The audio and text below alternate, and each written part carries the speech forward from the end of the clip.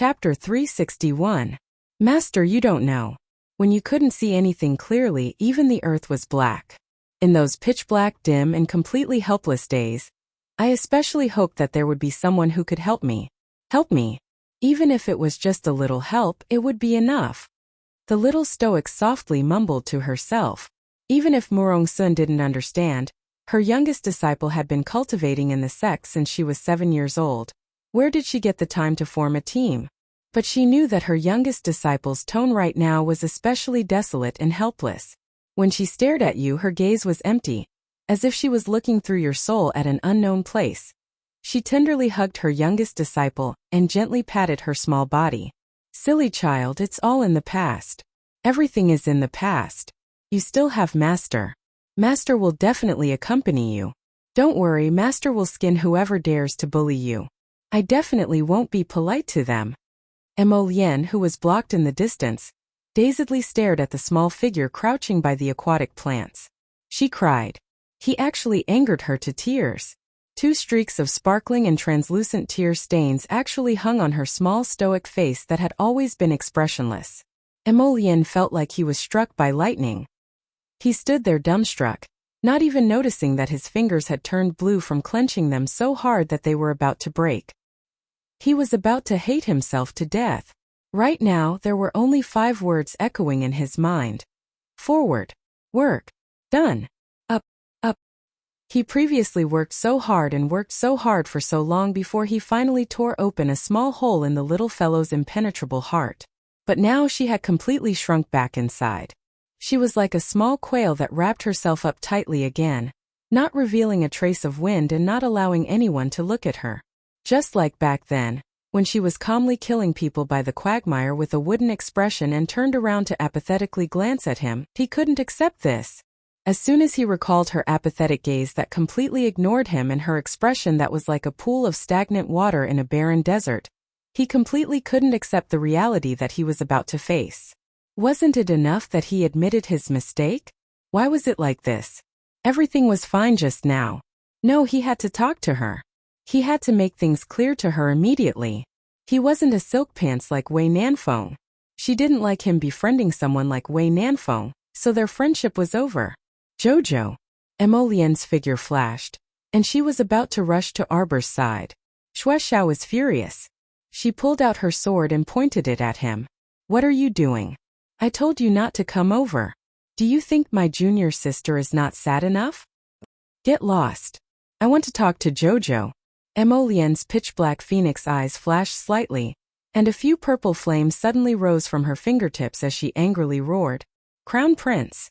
Bailey, she appeared in front of him in a flash and reached out to block him. Think carefully. If you make a move, you won't be able to turn back. With the little girl's eagerness to protect her sect, if they really did something to her sect, would they be able to turn back? Emolien stood there in a daze. His eyes stared straight at the little girl's little face that had turned her head around. There was still a drop of lustrous tear on her little face. The little girl's expression was ice-cold as she stared at him. In that pair of eyes there was indeed no warmth. He couldn't accept it, he couldn't accept it. How could he go back to the past like this? He had worked so hard, wanting her to accept him. The purple flames on her fingertips slowly dimmed. Emolien stared blankly at the little girl and muttered to herself, Jojo, you can try to understand me a little more. Oh. Chapter 362. After a day and a half, everyone successfully left the Great Swamp. Perhaps it was because the group became serious later on that their firepower was too fierce or something else, but the zombie crocodiles they encountered later were all taken care of in a matter of minutes, and there were no more casualties. After exiting the Great Swamp, the closest place to rest was a desolate and dilapidated village. At the entrance of the village was a dilapidated tea house made of straw. There were many dilapidated tables and stools placed outside, but they were still barely usable. When Murong Sun led the group over, the curtains of the tattered mat inside the tea house just happened to be lifted from the inside. As soon as they met, they were 3 burly men with their sleeves rolled up high, revealing their strong muscles. They were all covered in dirt. When the leader noticed Murong Sun alone, he revealed his yellowed teeth and chuckled. Oh, my second brother, third brother. I didn't expect there to be a fat sheep in this dilapidated village. We can capture them and send them to Black City together with the goods inside." When the group of holy water sect disciples silently walked up and drew their swords, the burly man revealed a dumbfounded expression again. These young ladies could not be mentioned in the same breath as the goods inside, but they looked like they were not to be trifled with. When the leader looked up, he finally discovered that there was another group of 50 or so people following behind the young ladies. He was instantly terrified. The 3 burly men knelt on the ground with a plop and wailed pitifully, "Great aunt, please spare our lives. We were blind and offended your esteemed guests. Hey miss, wait." Seeing Arbor walk into the dilapidated tea house without a word, the burly man cried out in alarm. "You are the villagers here?" Murong Sun asked coldly. "No. We just passed by and stopped here to rest." The burly man's eyes flickered. Arbor quickly walked out of the tea house, her stoic face brimming with killing intent. Without any explanation, he snatched the sword from a senior sister's hand and slashed it over. The long and flat head flew high into the air and was turned into a bloody mist by a terrifying profound energy in the air, which sprinkled down. The other 2 burly men nearly peed their pants in fright. Their bodies trembled as they shrieked in a distorted voice, "What are you doing? Slaughtering pigs. Can't you see?" The little girl said coldly, "Those inside are your cows and sheep. And all of you are nothing but pigs in my eyes. In this world, if you don't want to be a pig, if you don't want to be a cow or a sheep, then you should become stronger. However, you won't have another chance in this lifetime." As soon as he finished speaking, he sliced off a head with his sword, mercilessly taking the lives of the other 2. "Little girl, when are you going to stop messing around?" Wei Nanfeng's face was slightly hot. It couldn't be said that he wasn't shocked in his heart, but he was more angry out of humiliation. This little girl who killed decisively was truly terrifying. When she did not speak, almost no one dared to speak. The atmosphere was so oppressive that it was unbearable. Along the way, even the restless Xiaomi stopped making a fuss and kept her mouth shut. Arbor coldly glanced at him. Wei Nanfeng could not describe what he felt from that gaze. It was so dark that not a single ray of light could be seen. Wei Nanfeng was a bit discouraged. He irritably raked his hair and said, Fine, just take it that Bailey and I were wrong. We shouldn't disregard the lives of our teammates. We know we were wrong, okay? But all of this has nothing to do with Crown Prince Lien. Can you not take your anger out on him for no reason?" "Shut up." The Crown Prince suddenly rebuked angrily. The oval-faced girl standing next to Bailey, she did not even dare to breathe loudly. She felt like there was a rock pressing down on her heart. It was unbearable. Chapter 363. Arbor silently walked to the side. The Holy Water Sect's young ladies entered the thatched tea house. Not long after, they brought out a dozen women and children with tattered clothes and wounds of various sizes. The naive Princess Xiaomi abruptly widened her eyes, and shock filled her oval face. They? Them? Among these women and children who were sold to Black City, the oldest was in her 20s, while the youngest was only 7 or 8 years old. Every single one of them had been ruthlessly abused and imprisoned in a dark room for too long. As a result, their expressions were still empty and lifeless even when they walked under the sunlight. Arbor's gaze landed on the last young woman. The young woman was not tall, and there was a half-dried bloodstain on her forehead. Half of her face had been beaten black and blue. Something was wrapped in a piece of moldy rag, and she held it tightly in her arms. Just as the 2 senior sisters were about to approach, they were stopped by Arbor. Arbor raised the sword in her hand bit by bit. She felt that this ordinary sword was as heavy as 1,000 caddies. "What are you doing?" Xiaomi furrowed her brows and shouted angrily. "Are you addicted to killing people? Shut up." Not only did Emolian yell at her, but Bailey Shi and Wei Nanfeng also yelled at her in unison. Xiaomi instantly felt extremely aggrieved, and her tears were about to fall out. Why were they all scolding her? "Sorry," Arbor coldly muttered. The young woman seemed to have sensed something and suddenly loosened the moldy rag in her hand. A monster with a head twice the size of its body crawled out and bared its fangs at everyone. "Ah!" Xiaomi shrieked, Zombie, hurry and kill it." Bailey Shi's cold gaze made Xiaomi instantly shut her mouth. "Miss, can't you let us go?" I'll take him to a secluded forest deep in the mountains and spend his last days there. The young woman suddenly knelt down with a plop and pleaded in a tearful voice. Arbor's fingers had already turned slightly white from gripping the sword, but she still shook her head. Sorry, I can't. You've already entered the late stage of the incubation period, and will soon lose your consciousness. The young woman covered her face and sobbed. The strange-headed baby in her arms ground its fangs and suddenly pounced. The little woman hugged her child tightly with her frail arms.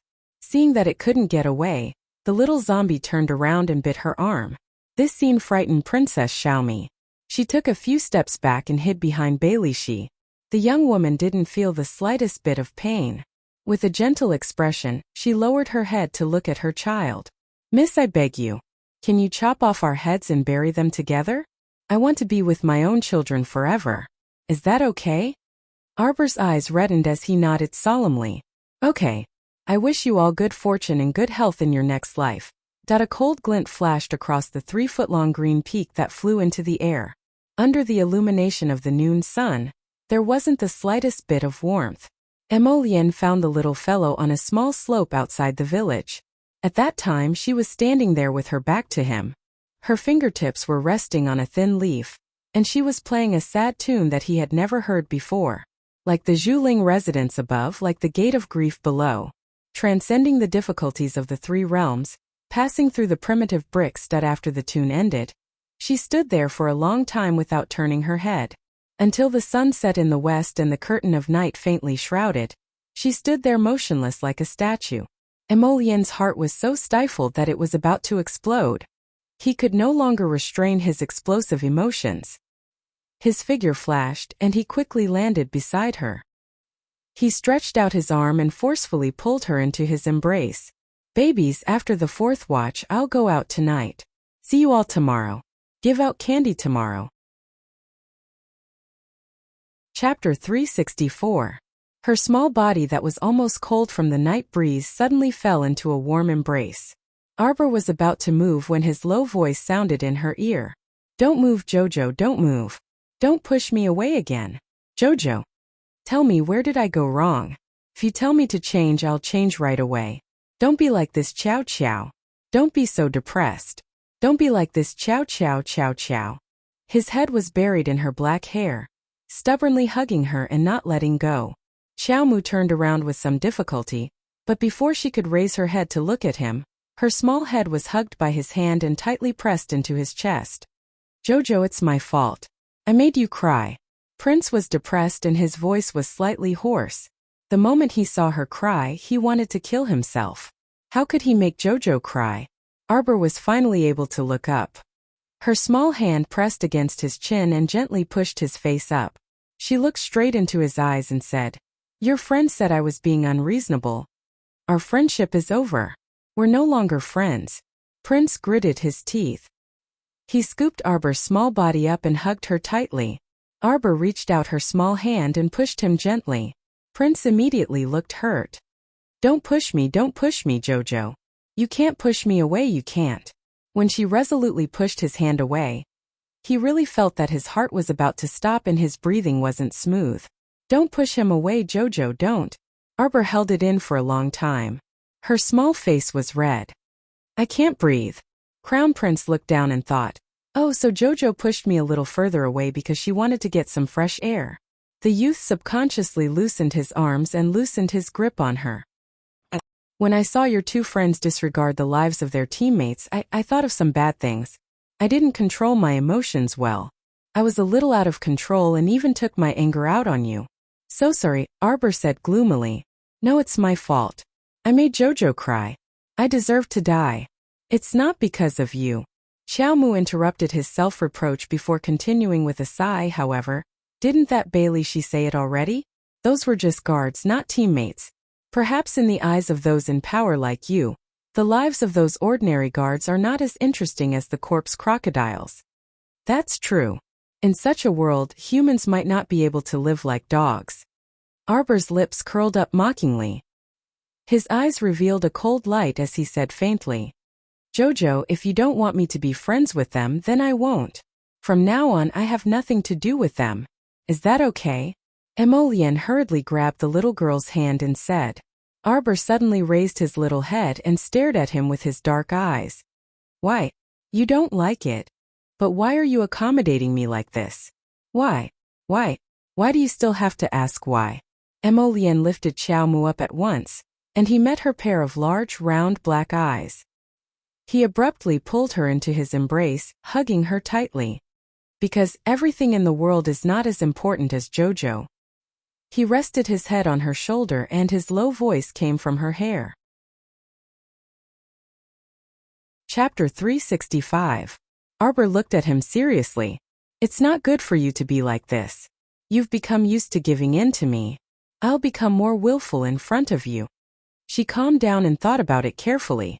Why was she angry at him for no reason? It was because she didn't like the lousy teammates he had. She couldn't throw a tantrum at him just because she didn't like his friends. This was obviously inappropriate. But what was the reason? It was all because he had spoiled her. She should swallow the bitter fruit of her own spoiling. Xiaomu lowered her head and reached out to touch her fingers. Emolian lifted her chin and looked at her seriously. Jojo, I don't think Jojo is willful at all. Instead, he felt that this little rascal's heart was deeply suppressed. As if she had a stomach full of secrets that couldn't be stripped away. Arbor looked at him quickly and then lowered her head again. Emolian set her down and circled his arms around her body. He lowered his head to plant a soft and gentle kiss on her forehead. It's just that, whether you hit me or bite me in the future, don't throw my hand away again, alright? At that moment he was really flustered.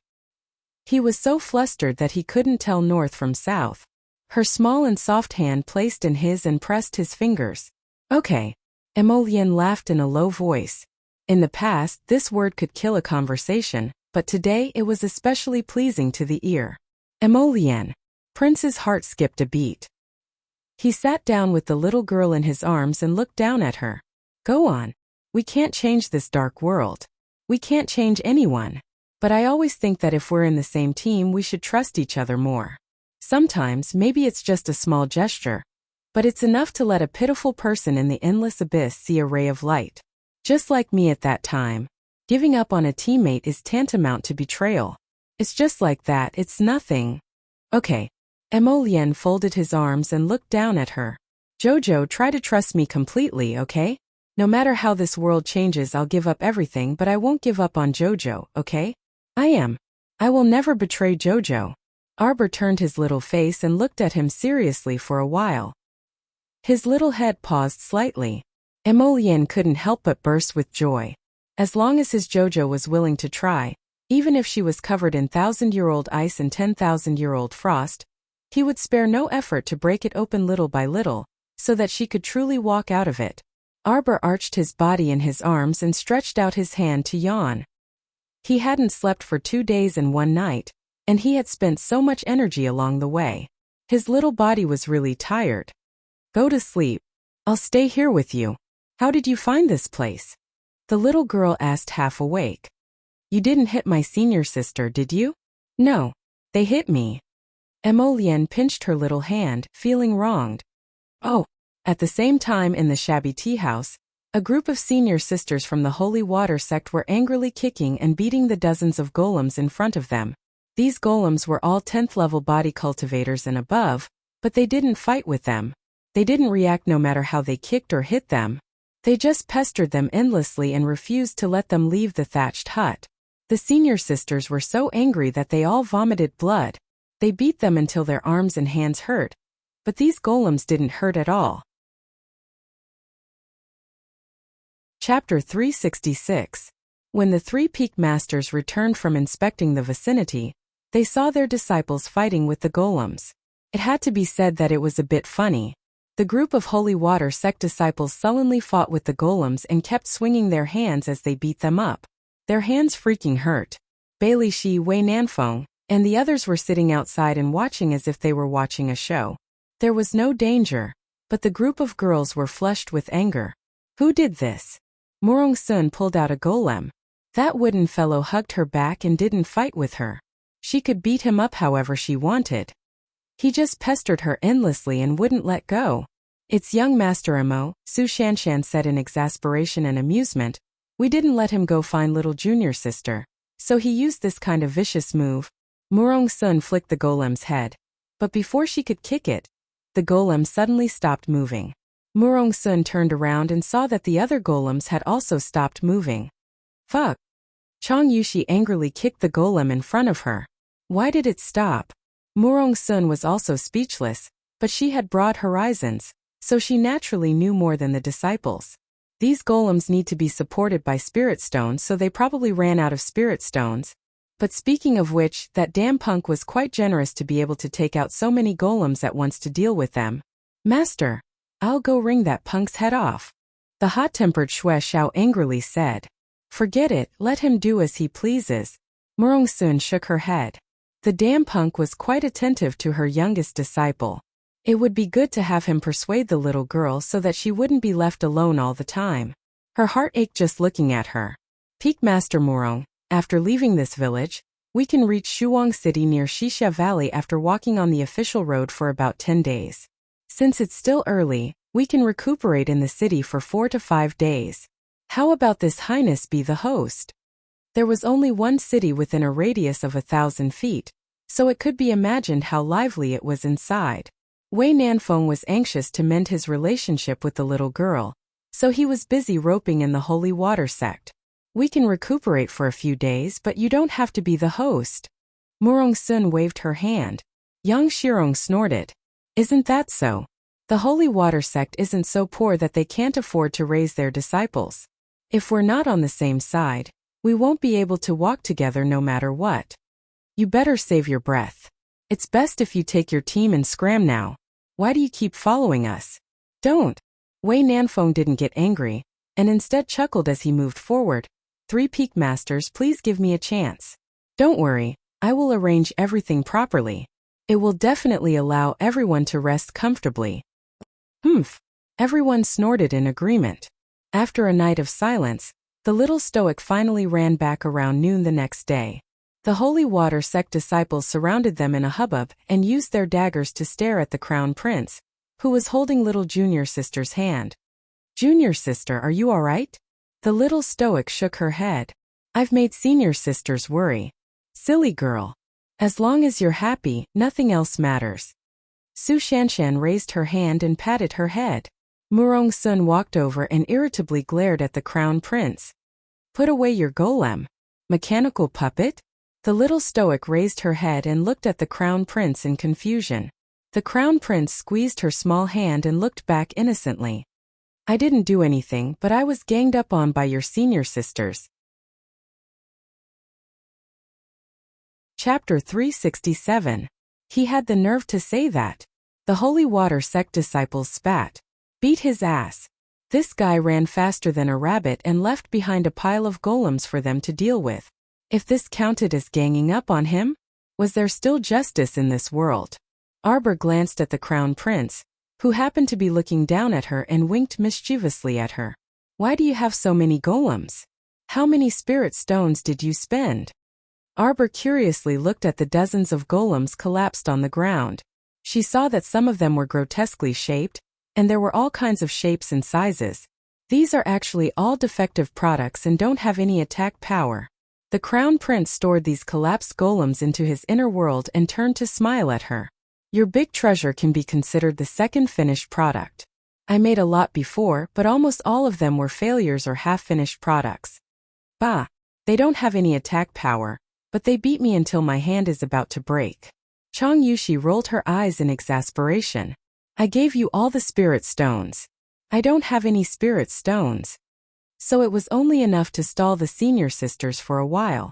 Mo Lian gently tugged on the little fellow's hand and quietly said, Jojo, if the senior sisters beat me up, you'll save me, right? Arbor nodded her head with certainty. The crown prince was in a good mood, and his eyes curved into crescents as he lightly coughed. Before he could laugh, Murong Sun, who had been eavesdropping on the side, suddenly jumped out and waved her hand with a taut face. Enough! If there's nothing else, pack up. We'll set off immediately. After saying that, she snatched Arbor's hand and pulled her to her side. She amiably asked my disciple, did you sleep well last night? Everyone. The peak master's face-changing skills were getting better and better. Not far from the village, there was a smooth official road. It was naturally much smoother than the swamp-filled land from before.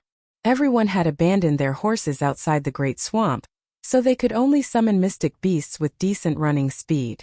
Mystic beasts like tigers, wolves, and leopards were naturally the best. It was not a big problem to ride 2 or 3 more people. Tap tap tap. The little girl ran to Su Shanshan's side and reached out to touch the 7-star white tiger's fur. Her 2 black pearl-like eyes rippled with faint love. Ha! The little girl pinched the white fur on the tiger's head and felt that it was very comfortable to touch. Little did she know that the others were looking at her and secretly adding in their hearts, Jojo doesn't like cute things or snakes. Jojo likes large birds of prey. It seems that the bigger and fiercer they are, the more she likes them. The 7-star white tiger rubbed against her palm. Come, junior sister. Su Shanshan jumped onto the 7-star white tiger's back and extended her hand. The little girl patted the white tiger's head and shook her head. No need, senior sister. I'll let newbie lead us.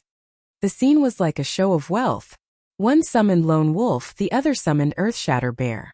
The little girl ran back to Emolian and took Newbie out of her pocket. Newbie, who had been depressed all the way, looked at its little master dizzily. The little girl poked its round body with her finger. Transform. Newbie flapped its short wings. Eat and sleep all day. Eat and run all day. The little girl poked its belly again. Wei Nanfeng and the others who had been paying attention to her could not help but burst into laughter. Little girl, what can this little chick transform into? You're not a level 10 mystic cultivator yet. Let me lend you a gray wolf to ride. Chapter 368.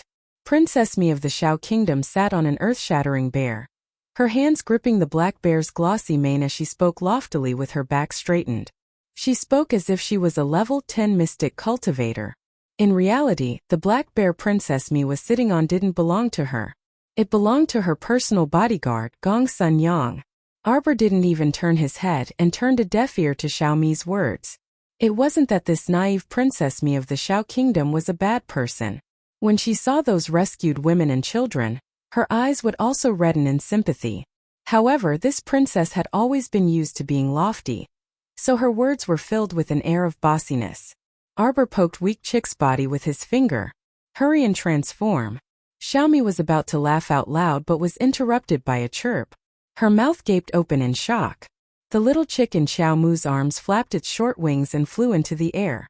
Its pair of small wings abruptly transformed into a pair of long bluish-green wings, whipping up gusts of gales in the air. Other than the holy water sex people watching calmly, even the crown prince couldn't resist raising his handsome brows. His darling Qiao was impressive. Although she hadn't signed a contract with a mystic beast, she actually had an ancient Qingyuan by her side. At this moment, Wei Nanfeng's jaw dropped. A trace of astonishment flashed across Bai Lixi's expressionless face. Xiaomi was even more shocked as she looked at the large cyan blue bird circling in the sky. For a moment, she didn't know what to say. Why do you have a mystic beast? Xiaomi stared at Arbor in astonishment for a moment before shaking her head and saying, Impossible. The law states that no mystic cultivator below level 10 can form a contract with a mystic beast. This is Mo Kingdom's crown prince's mystic beast, right? Arbor ignored her and was in no mood to explain other people's doubts. He beckoned to a certain bird that was still circling in the air. Come down. Qingyuan flapped its wings and swooped down with a whoosh, scaring Xiaomi, who was sitting on the black bear's back. Her body tilted and she nearly rolled off the bear's back. Princess. The young bodyguard, Gong Sun Yang, hastily rushed forward to support her. You're not allowed to cause trouble. Arbor shouted in annoyance. Qingyuan quickly flapped its wings and landed in front of her obediently, looking at her with its cute little eyes. Acting cute my ass. Arbor endured a fist that was about to land on its head. With a light leap, it was already on Qingyuan's back. In a flash, Emolian stood beside the little girl. She smiled and held her little hand. Jojo, give me a ride. Get down here, you stinking brat. Way something wind has Lone Wolf. Hurry and go. Murong Sun shouted as she rolled up her sleeves. Baby run. Your master is here. Emolian pulled Arbor's little hand. Before Arbor could speak, the Cyan Phoenix suddenly spread its wings and flew into the sky.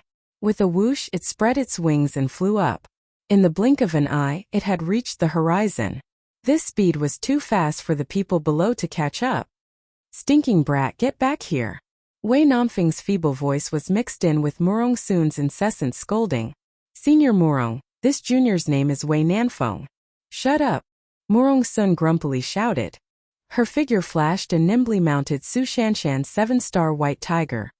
"Shanshan, your little junior sister was kidnapped. Hurry and chase after her." Su Shanshan. Arbor and Emolian rode Qingwan and flew in front, stopping from time to wait for their master's group. It was not until 10 days later that the group noisily arrived at the foot of Shuang City. From afar, they saw a troop of tribal cavalry slaughtering the screaming and fleeing commoners outside the city gates. Today ends at 5 p.m. See you tomorrow. Chapter 369. Under the trampling of the steeds' iron hooves, several old and frail people were trampled to death. Their chests were flattened, and blood splattered everywhere. Cries filled the air, and the city gate was in a mess. At the same time, the soldiers on the city gate tower gripped their bows until their hands turned slightly blue, and they stood in formation with unsightly expressions. It was not that they did not see the suffering of the citizens outside the city gate, but because of the orders from above, they were not allowed to leave without permission. When Murong Sun and the others approached the city gate, they recalled their mystic beasts to avoid any unnecessary collisions. Currently, everyone was walking forward on foot. When they saw the scene of people being killed and robbed, a trace of shock appeared in their eyes. They had always heard rumors about how chaotic the western border was, but seeing was believing. No matter how much they heard, it was not as real and bloody as what they saw in front of their eyes. The Western tribal group had been at war for years, and the citizens all fled to Shuang City. However, Shuang City was not a place that just any cat or dog could enter. One had to pay an exorbitant sum of goods to enter the city, and it could be said that most of the poor citizens flinched at the sight of it. Was there any meaning in these tribal cavalry unscrupulously drawing their swords and slaughtering unarmed citizens? Among the crowd, the first to react was Shao Kingdom's Princess Mi. This princess shrieked in shock. "What are these people doing? Stop! Hurry and make them stop! Quickly go and help!" "Yes, princess." Gong Sunyang executed the princess's order without hesitation and led the remaining half of the royal guards toward the tribal cavalry. Gong Sunyang was the first to collide with a tribal clansman riding a tall horse. Gong Sunyang had the strength of a level 10 mystic cultivator, so the moment they came into contact, a mystic energy directly sent that clansman flying from his horse, crashing into the ground with a boom. The spear in Gong Sunyang's hand pierced through that tribal clansman's chest in the next second, killing him on the spot. Princess Mi's other royal guards also clashed with the tribal cavalry, and a series of clanging sounds rang out as their weapons clashed. Doya angrily clenched her small fists. "These people are from the Aikido tribe. They're accustomed to doing evil in the western wastelands. Be careful, they have the Eagle battle team. They might even come over to counterattack." Wei Nanfeng stealthily glanced at the little girl. Seeing that her little stoic face didn't show any signs of emotion, he involuntarily coughed dryly. The little girl's heart was too hard to understand. No matter how he tried to please her along the way, the little girl still ignored him. Emolian, this inhumane person, always wanted to end their friendship. It was simply indescribable. At this moment, Princess Xiaomi was bursting with a sense of justice as she stepped forward to stop the massacre. However, the little girl didn't have any reaction at all.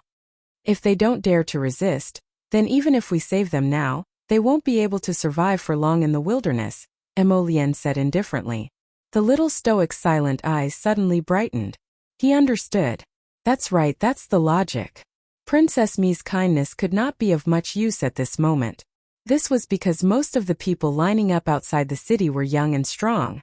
Disregarding those several elderly people who had long been trampled to death by the horse's hooves, over 100 young and strong men didn't even have the strength to retaliate when faced with 7 to 8 galloping tribal cavalry. These tribal cavalry were only normal people. Chapter 370. Unlike those rescued women and children, They indeed didn't have the ability to fight back when facing a few burly human traffickers.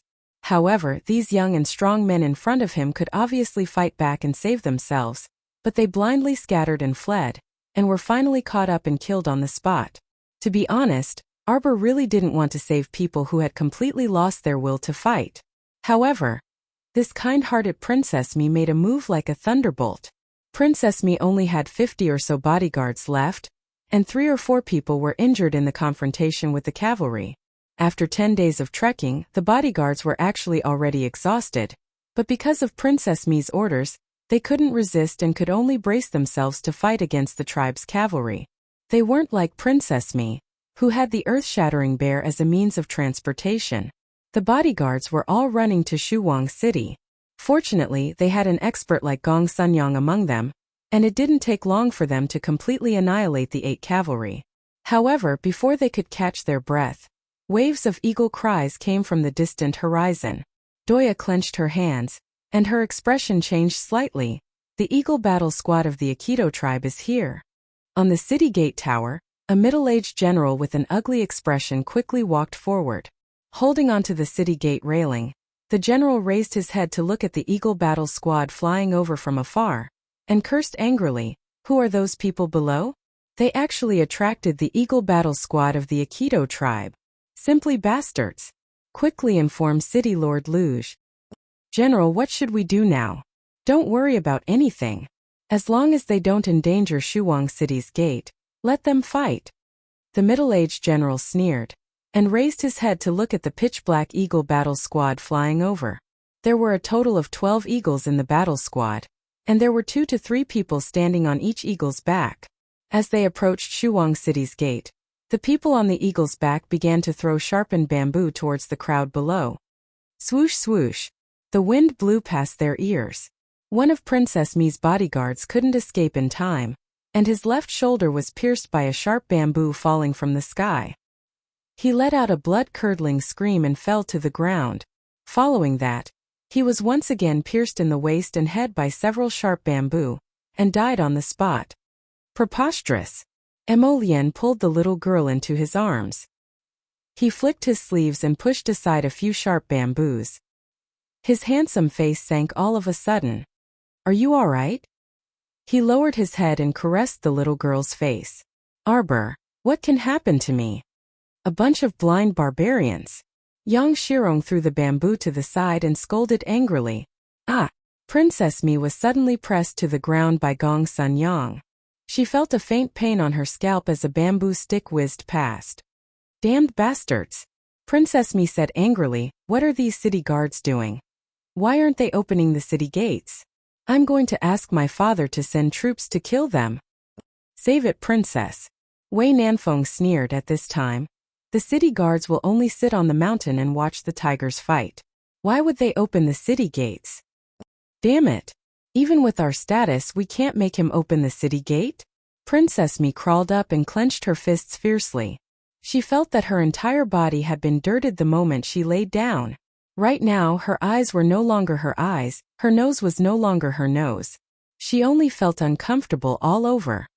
"Please, Princess. You are the Princess of Southern Shao Kingdom. I am the Prince of Northern Wei. I don't have anything to do with this Western territory. How can we let them open the city gates in this kind of situation, tell me?" "Ah!" Xiaomi screamed. Chapter 371. While clutching her head where the hairpin fell, Princess Mi was abruptly pulled to her side by the royal guard, Gong Sunyang, and both of them fell to the ground again. Princess Mi's pure princess heart immediately wanted to explode. Her skirt, her clothes, her exquisite makeup, they were all ruined by these barbarians. "Ah!" Arbor poked his head out of Emolien's embrace and silently looked at the princess who was kneeling on the ground and continuously pounding the ground, finding her a bit funny.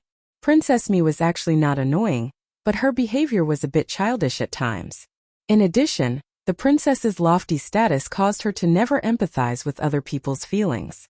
Hence, many times, the words that entered her ears sounded a bit sharp and unpleasant to the ears. However, she was only 16 years old. She was very young and still had a long way to go. This truly was a farce. Morong Sun was a bit angry. In the eyes of normal people, a battle team formed by 12 eagles really seemed very, very powerful. But what was it in the eyes of mystic cultivators? Moreover, aside from Princess Mi's normal royal guards, who didn't have contracted mystic beasts to protect themselves, if they really released all their mystic beasts with their strength, they could take down the entire Shuang city in 4 hours, let alone this tiny eagle battle team. Aikido people, listen up. If you don't want to die, then hurry and leave. When we counterattack, you won't be able to leave even if you want to. Wei Nanfeng shouted coldly, his mocking voice traveling far into the sky. On the eagle's back, an Aikido young man with a head full of pigtails said with a cold and handsome face, "It was you who killed our Aikido tribesmen." Xiaomi shrieked and cursed, her face and neck red. "A bunch of cowards!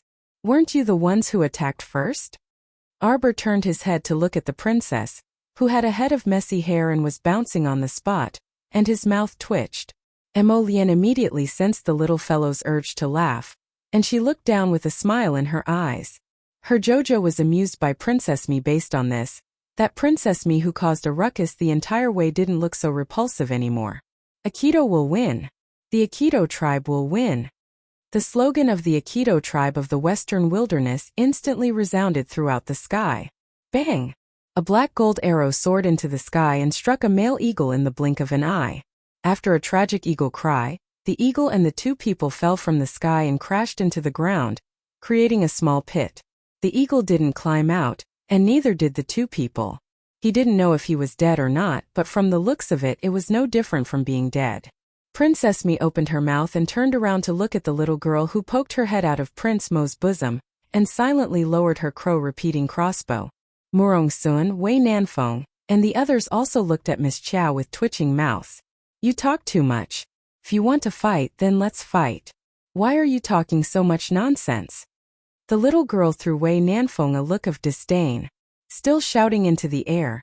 If he had that kind of energy, he would have already been beaten down. What kind of prince is he? What kind of bullshit prince is he? Wei Nanfeng glanced at Mo Lian aggrievedly.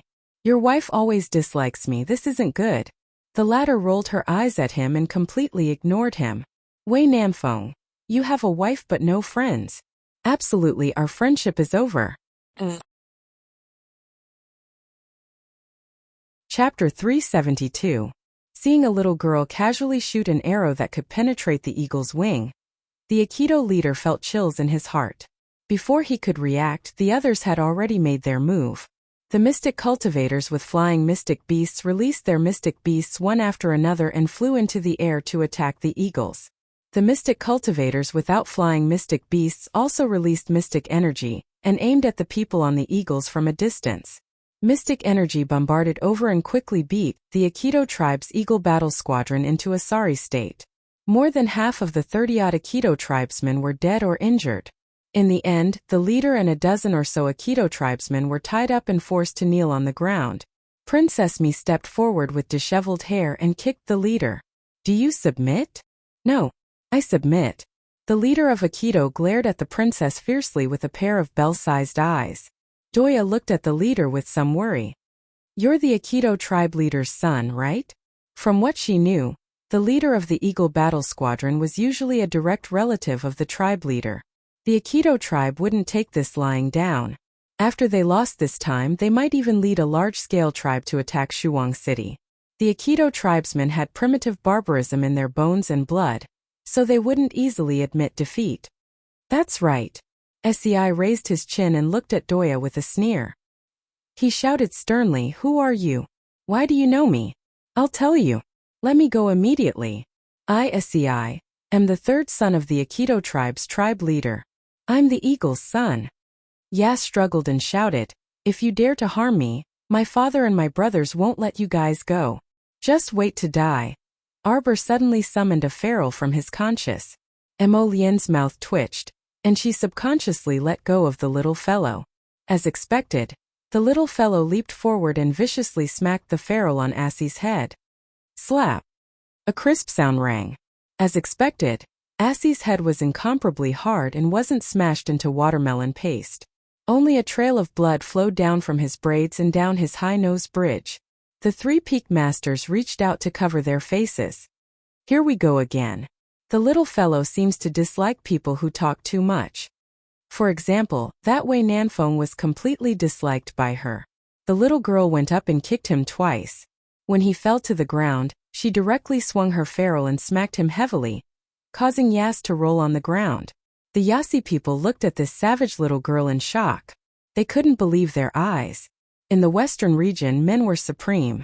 Which woman dared to beat up their young master like this? The little girl ruthlessly whipped Wuxia until he was on the verge of death and unable to speak. Then she finally stopped and looked at Murong Sun. "Master, let's enter the city." Murong Sun nodded frantically. Okay. Wei Nanfeng kept rolling his eyes at the side. "Your disciple is about to whip someone to death. Why didn't the master say anything?" The little girl ran to the city gate and waved at the stunned general on the city tower. Then she pointed at the city gate in front of them. "Open the city gates." Chang Yushi immediately acted as the little girl's translator. She waved her hand at the general upstairs and shouted out loud, "Who are you people?" Judging from their savage appearance, a group of 80 or so people actually dared to attack the Aikido tribe. How would the middle-aged general dare to open the gate and welcome this group of plague gods? It would be best if they ran as far away as possible. Chapter 373. A trace of impatience flashed past Arbor's eyes. Why is it so troublesome to enter the city? Are these people sick? Do they have to clean up to be nimble? The little girl raised her hand and threw the little chick into the air, and coldly shouted, "Open this gate." Screech! The azure wings suddenly spread out, and the little chick suddenly transformed into a divine bird.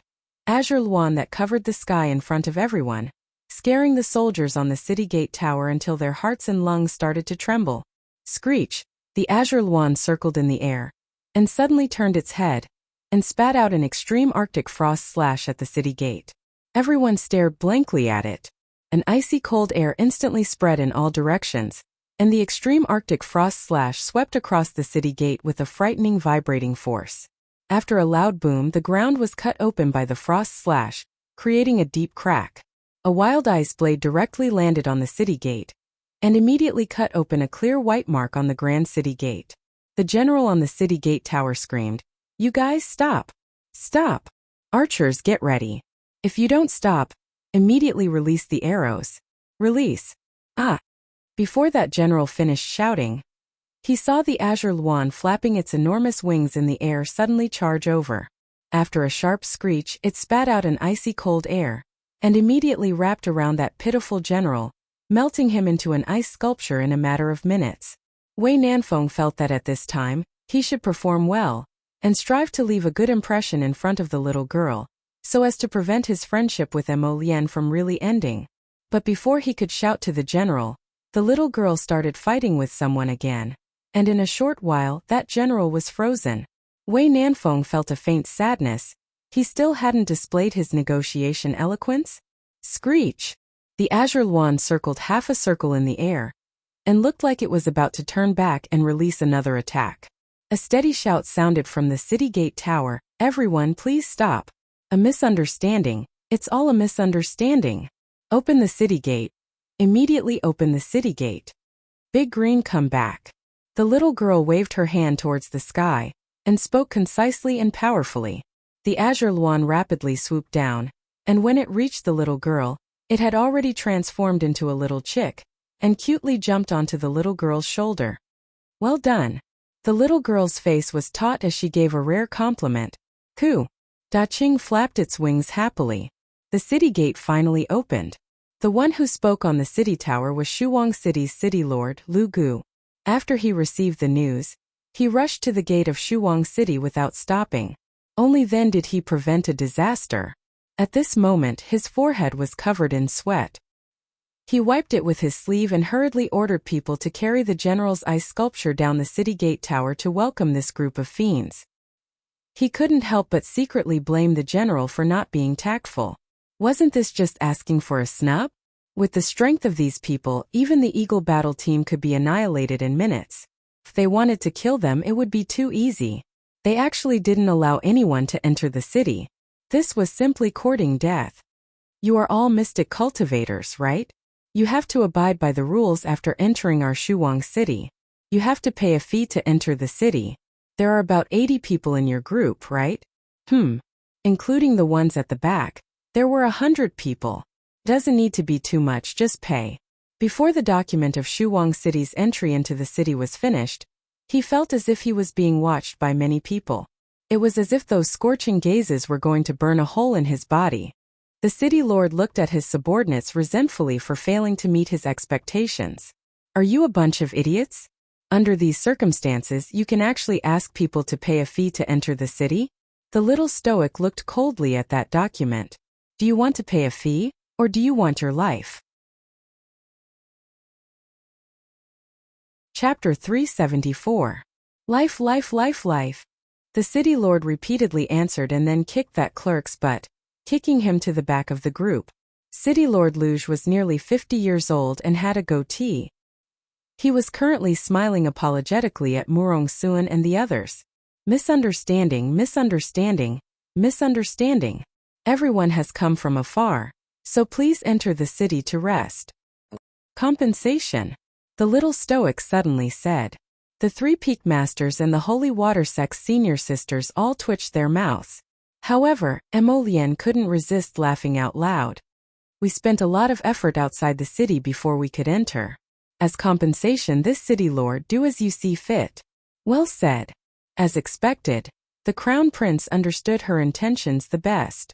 The little stoic nodded her head in agreement and looked up to give the crown prince an admiring gaze. Emolian's eyes were smiling as he met her gaze. Wei Nanfeng was simply speechless. As expected, this couple was bound to be a family. How could they behave so shamelessly in such a logical manner? City Lord Luge wished for nothing more than to immediately pounce on that clerk and give him a good thrashing. Tell me what you're like. You don't know how to adapt to circumstances. You just had to mention payment. Now that you mention it, it made him think of some compensation. He didn't receive the payment and had to be dug out as compensation. How infuriating, City Lord. City Lord Luge wanted to go cry. He quietly asked with a sullen face, what kind of compensation does this miss want? Our Shuang City's citizens also don't have a good life. Food and supplies have always been tight. Do you have seeds? The little stoic asked coldly. Yes, yes, yes, we have a lot of seeds. City Lord Luge nodded repeatedly. These days, seeds simply couldn't grow anything in the ground. After failing several times, everyone didn't want to waste the effort to work in the fields again. If they had that time, they might as well go out and hunt. Even if they caught a skinny rabbit in the nearby wasteland, they could at least eat until they were half full. Give me 1/3 of your seeds. Miss, it's not a problem to give you half of the seeds. It's just that there are quite a lot of seeds. You. City Lord Luge hastily said. Can your inner world fit?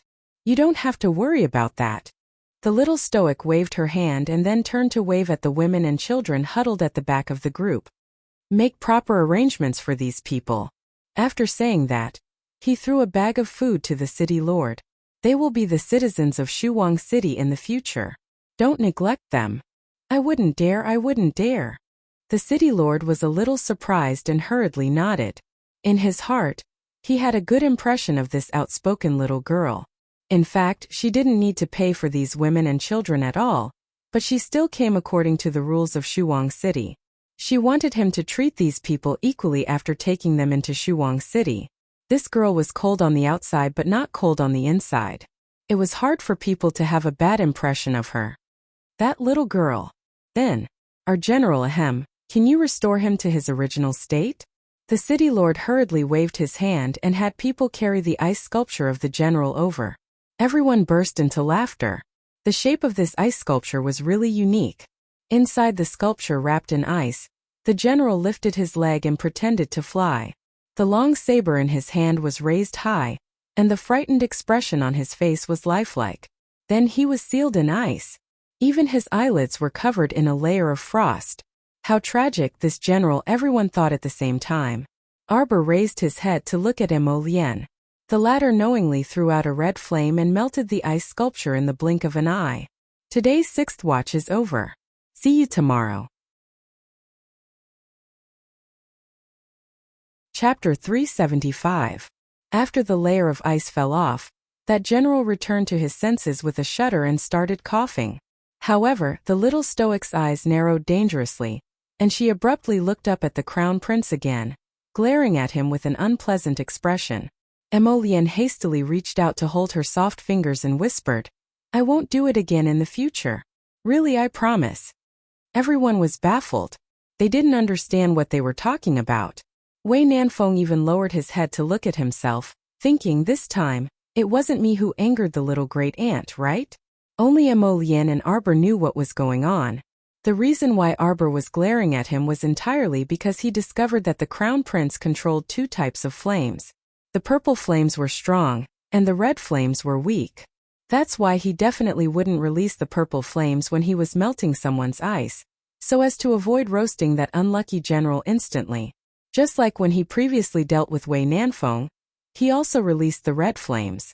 However, when senior sister Xue Xiao blocked his path, he was so angry that he wanted to release the purple flames. At that time he really went crazy and wholeheartedly wanted to directly kill senior sister Xue Xiao who was blocking his path. Humph! The little stoic glared at him again. Emolienne hastily tugged at her small hand and repeatedly promised that he wouldn't dare, but he was endlessly afraid in his heart. If Bailey she hadn't stopped him at that time, perhaps he really wouldn't have been able to turn back. Thinking of this, his back broke out in cold sweat. Bailey she actually understood the exchange between the two, but Wei Nanfeng and the rest were bewildered. They didn't understand how the two could communicate with just their gazes. The city lord waved his hand to have people support the general back to rest, and he said to everyone with a smile, "Then let's enter the city first. Come, please come in." The little stoic nodded and walked into the city with the crown prince first. The group of people behind them followed in, and from an angle that the little stoic couldn't see, they all face-bombed or snickered secretly. This won't do.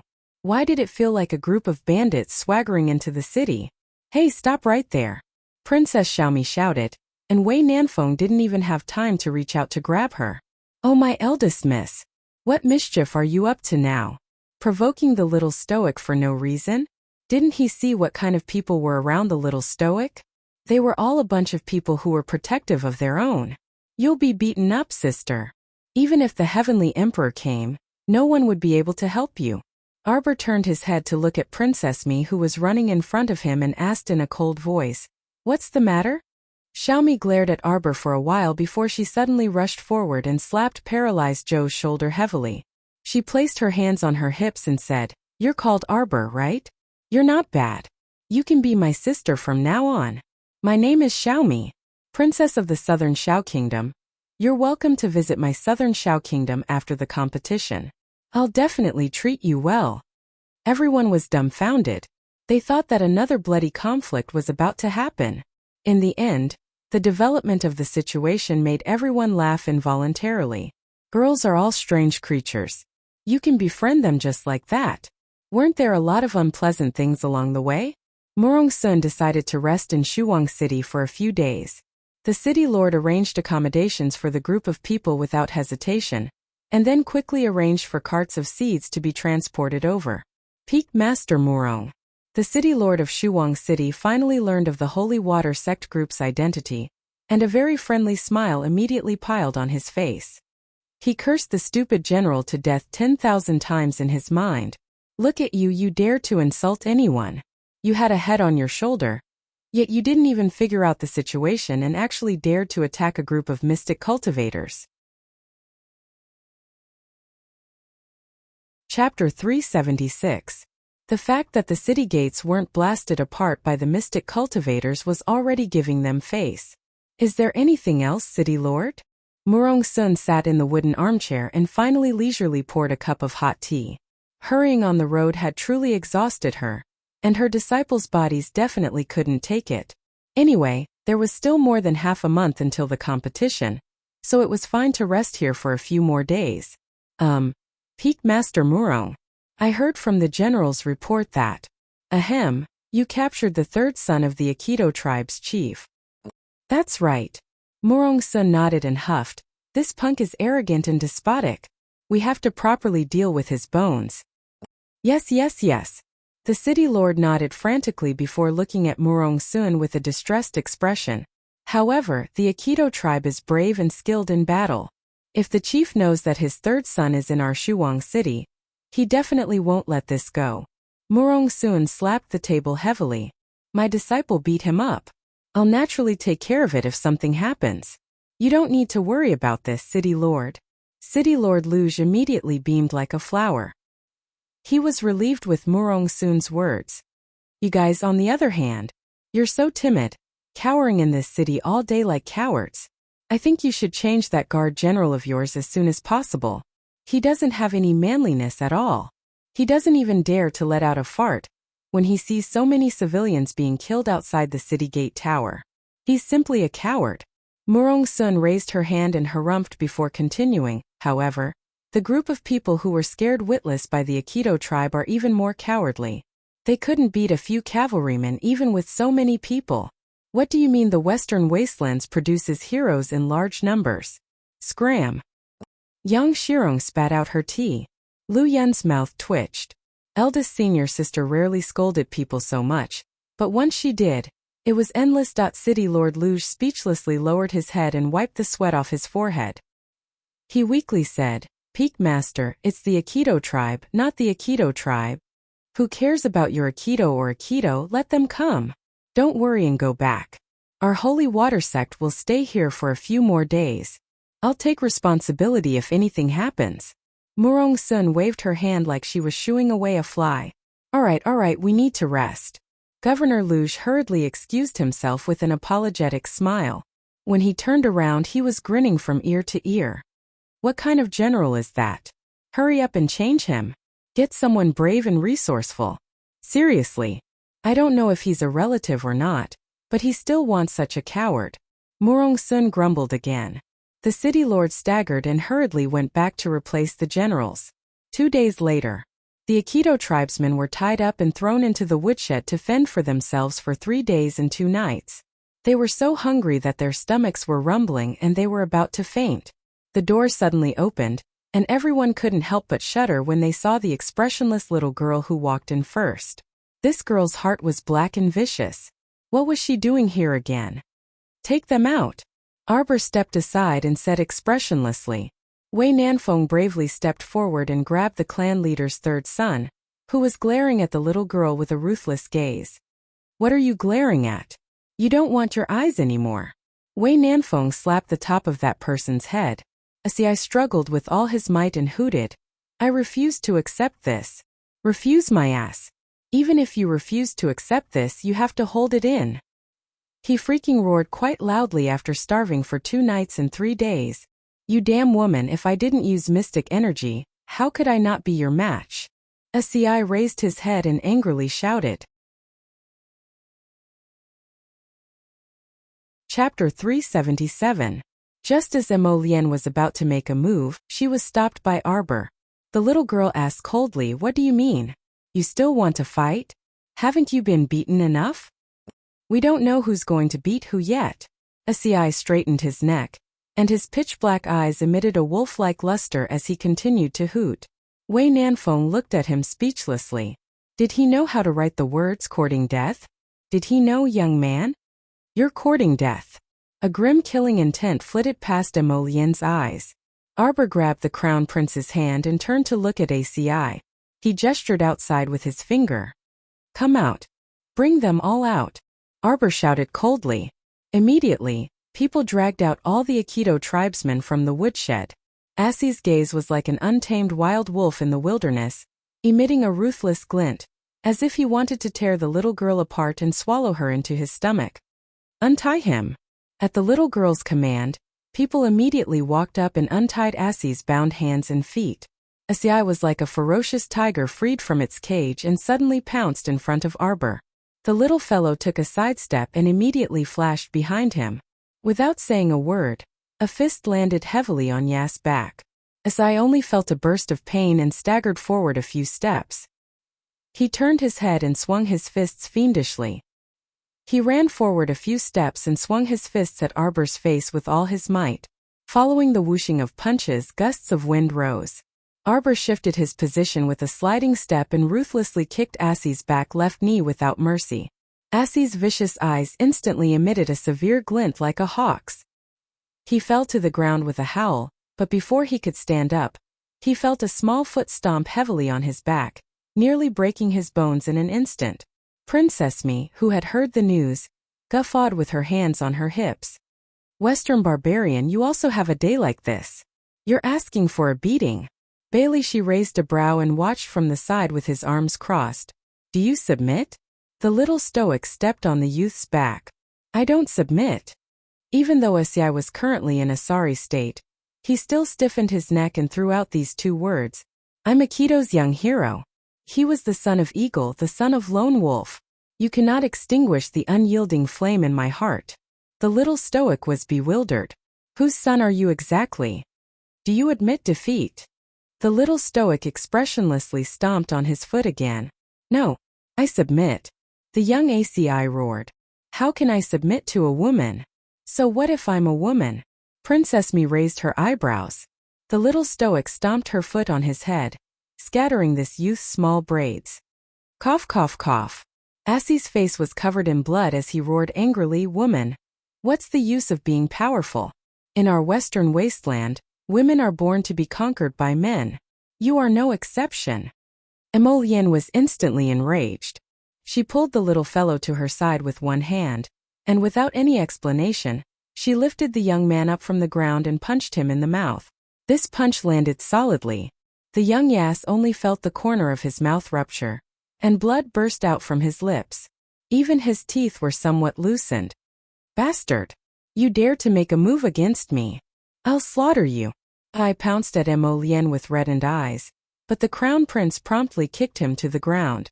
The Crown Prince then grabbed his loose braid and smashed his fists into that handsome face with thuds and thuds. Wei Nanfeng, who was watching the show from the side, simply couldn't bear to watch. How could this person be this stupid? ACI spat out a mouthful of blood. Chapter 378. ACI glared at Emolienne with reddened eyes. If it was possible, he simply wanted to chew off a mouthful of his flesh on the spot. Don't beat him to death, Arbor said apathetically. The youths present all turned to look at her. ACI was wiping the blood dripping from the corner of his mouth as he laughed maniacally. What's wrong, you little girl? You can't bear for me, your older brother, to die? Clean your mouth. Emolienne's gaze hardened, and he kicked out without the slightest hesitation at his chest, breaking two of that unlucky fellow's sternum. He spat out a mouthful of blood and collapsed onto the ground in a dispirited manner. His bones aren't bad. Keep him as a medicine man, Arbor said coldly. She had figured out several kinds of poisons, so she could let this foul-mouthed guy try them out one by one. Although Prince Emo didn't use mystic energy, it could be seen that his physical constitution wasn't weak since he was able to withstand the Crown Prince's blows barehanded and not die completely. Cruel and heartless, treating human lives like grass, was it? Then she would let him personally experience how lamentable it was to bitterly struggle at the lowest rung of society. Wei Nanfeng. Princess Mi raised her head and laughed heartily. As expected of my younger sister, good, good, good. Let's do it like this. This Western barbarian has a foul mouth. Give him a few more poisons and poison him into a mute. ACI glowered at Princess Mi, but the latter lifted her small chin and rolled her eyes disdainfully at him.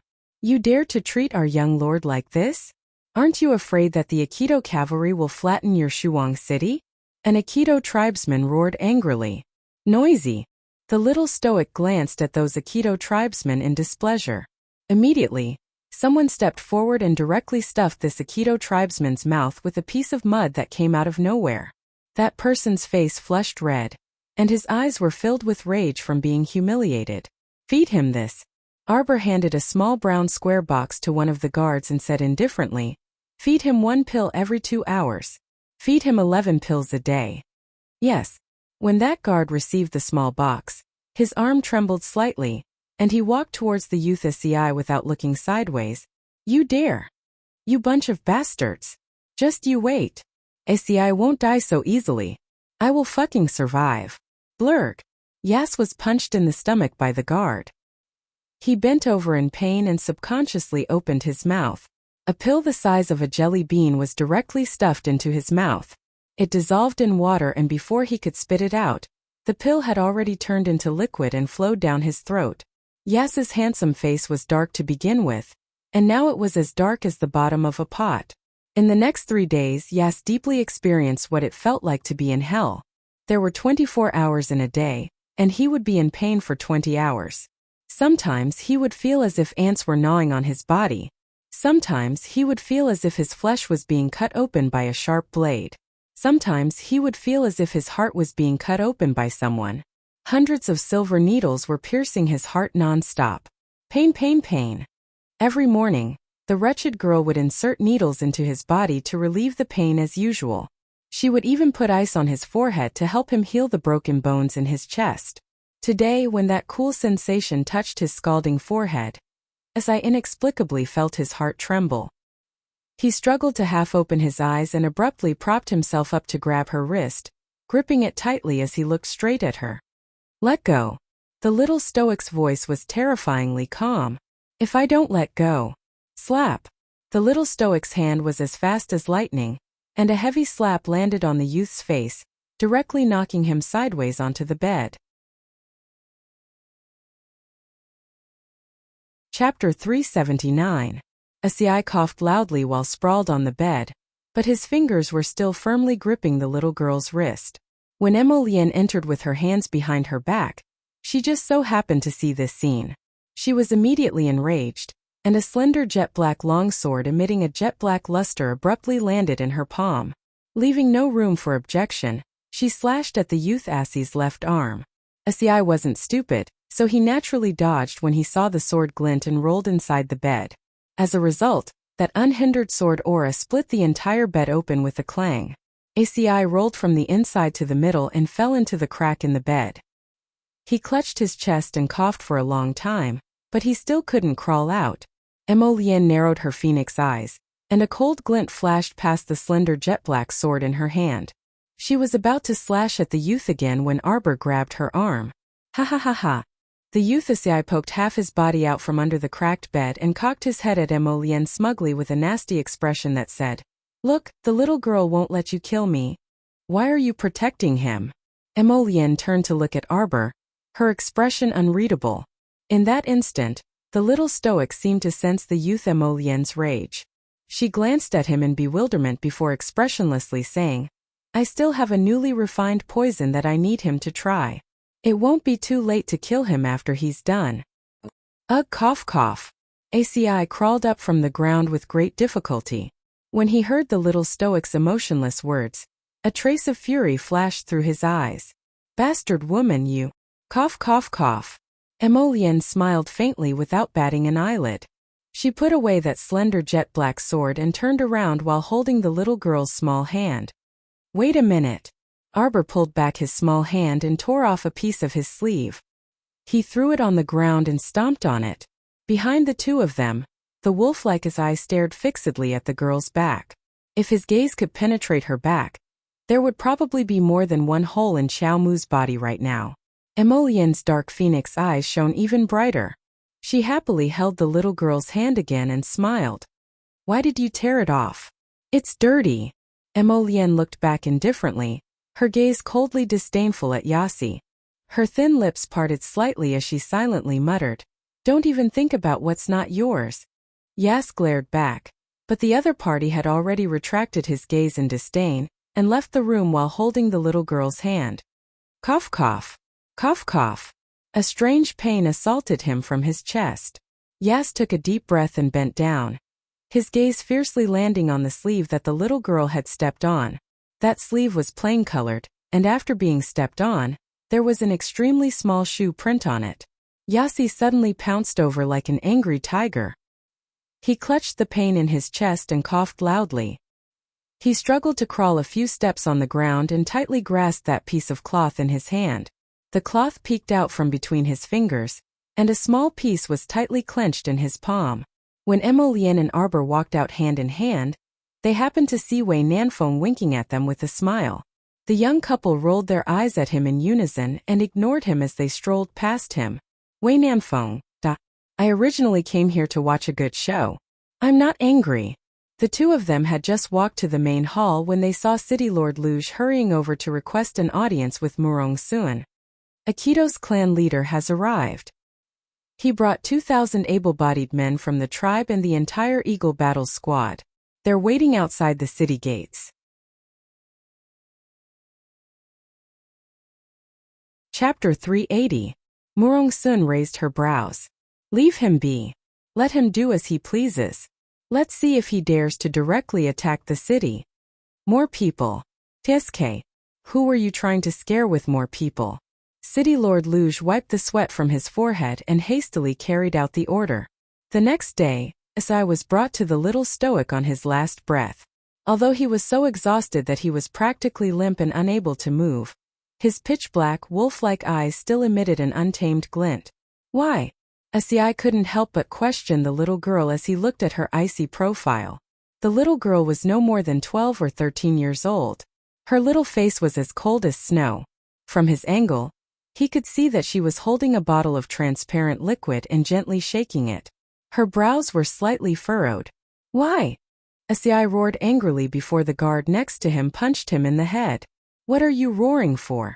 Arbor turned around and coldly stared at the youth in front of him. After the youth's braids unraveled, his half-length hair that reached his neck was disheveled and scattered around his forehead and ears. His wolf-like eyes emitted a ruthless glint through the strands of hair on his forehead. Why are you treating me like this? Asai clenched his fists and indignantly questioned. The weak are prey to the strong in the western wastelands. What do those normal people who died at the city gate have to do with you? Do you have to use a chicken feather as a token of authority to avenge them? I'm not that senseless, Arbor coldly said. Other people's life and death have nothing to do with me. Then why are you punishing me? He couldn't figure it out. He also felt that the girl wasn't someone who liked to meddle in other people's business. She didn't care about those normal people who died at the city gate at all. You were the one who started it. Arbor threw down this sentence and didn't want to explain at all. He handed the medicinal liquid in his hand to the guard next to him. Give it to him to drink. This is the last time you test the medicine. If you're lucky enough to survive this time, then your life isn't meant to end yet. We'll write off all past debts. After the little stoic icily said this, she turned around and left. Asai didn't understand the reason, but he felt pain in his heart. 2 guards held him down, and he couldn't stop struggling. His gaze was tightly locked onto her chilly back for a long time. Why? Do you think you can cut off all ties with me like this? Don't even think about it. Damn girl, come back here.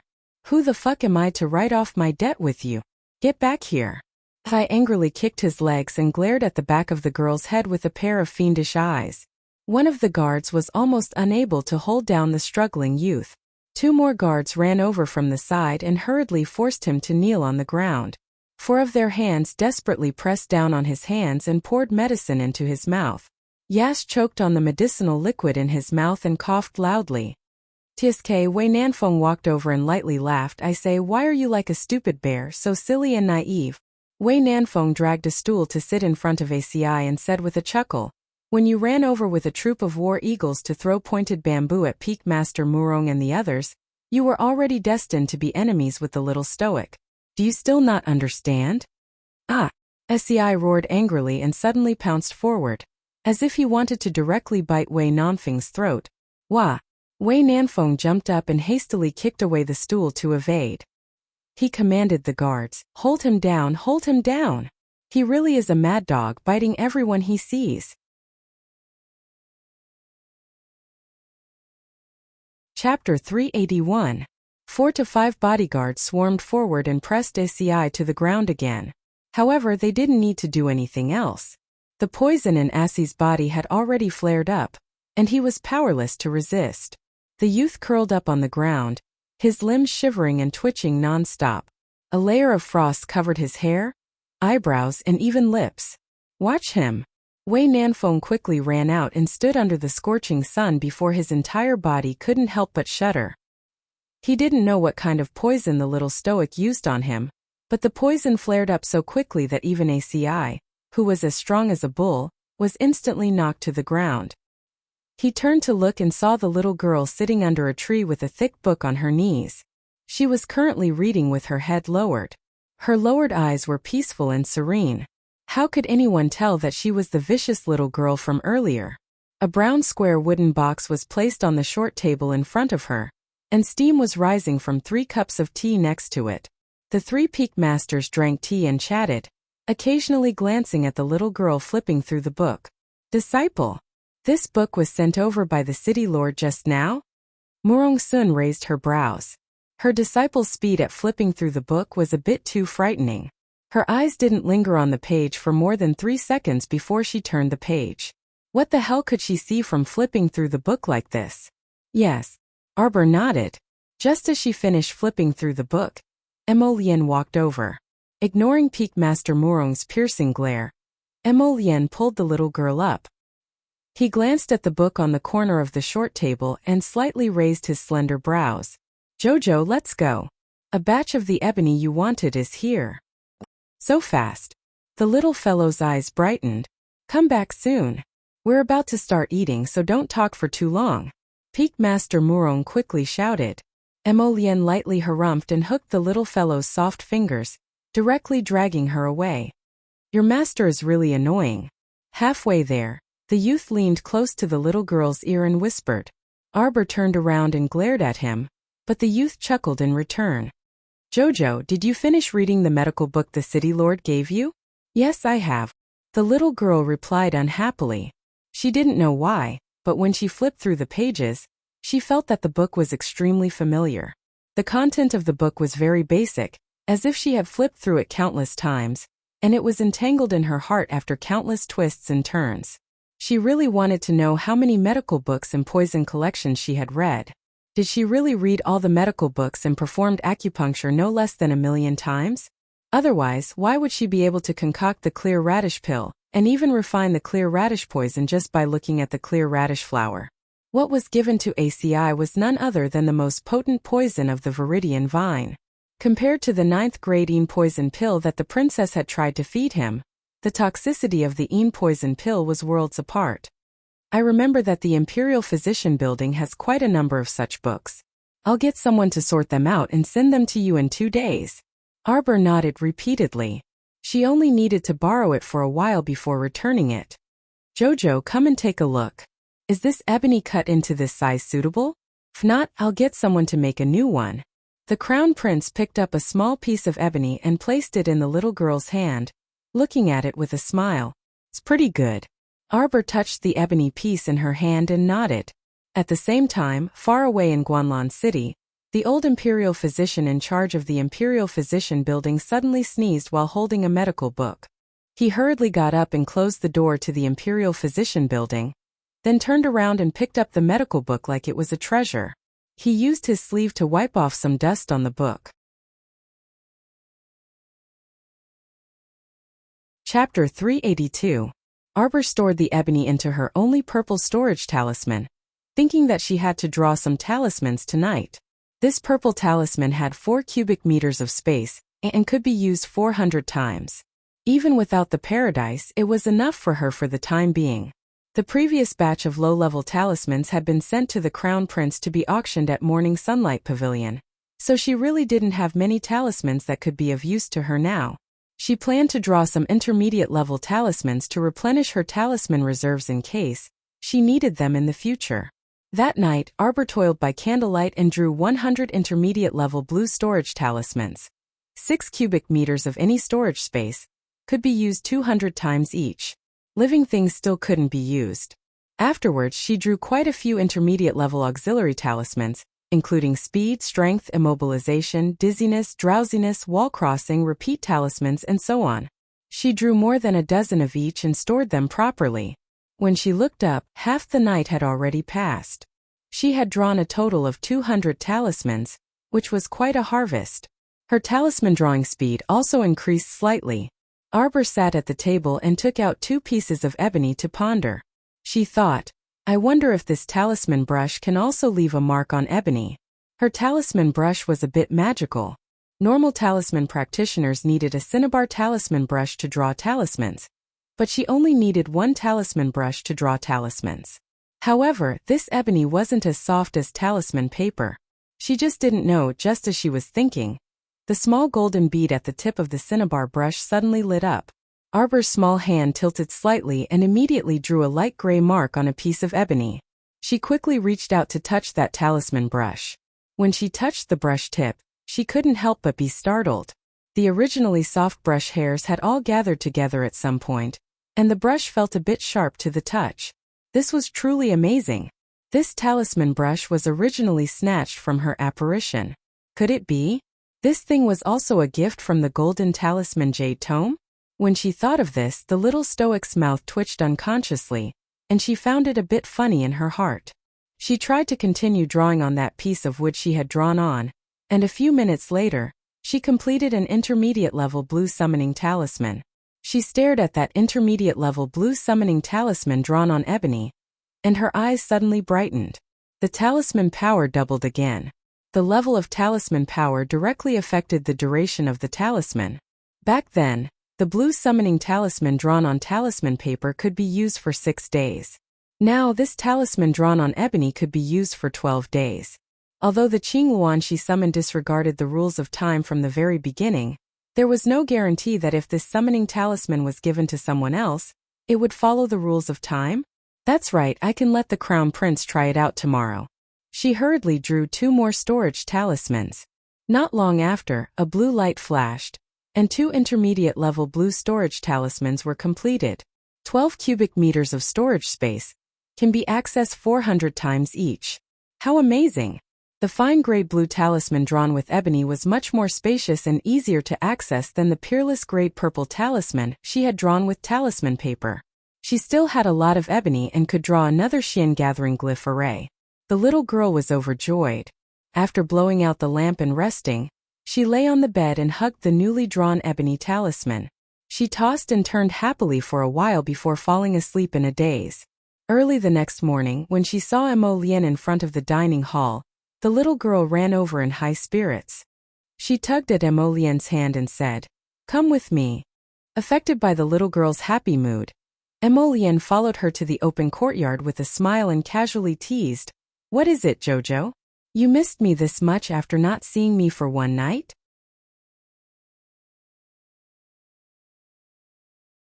Chapter 383. Wei Nanfeng, Bailey Shi, Princess Mi, and the others just happened to follow over, and were caught off guard by the Crown Prince's display of affection. Their hearts were truly stifled. Arbor looked up at him, staring at him with large, beady eyes for a long while before stuffing him with an ebony talisman and saying in a crisp voice, "Try it." The Crown Prince lowered his head to take a look. The ebony talisman script was intricately intertwined. Only an expert would be able to understand it. "Try opening the talisman."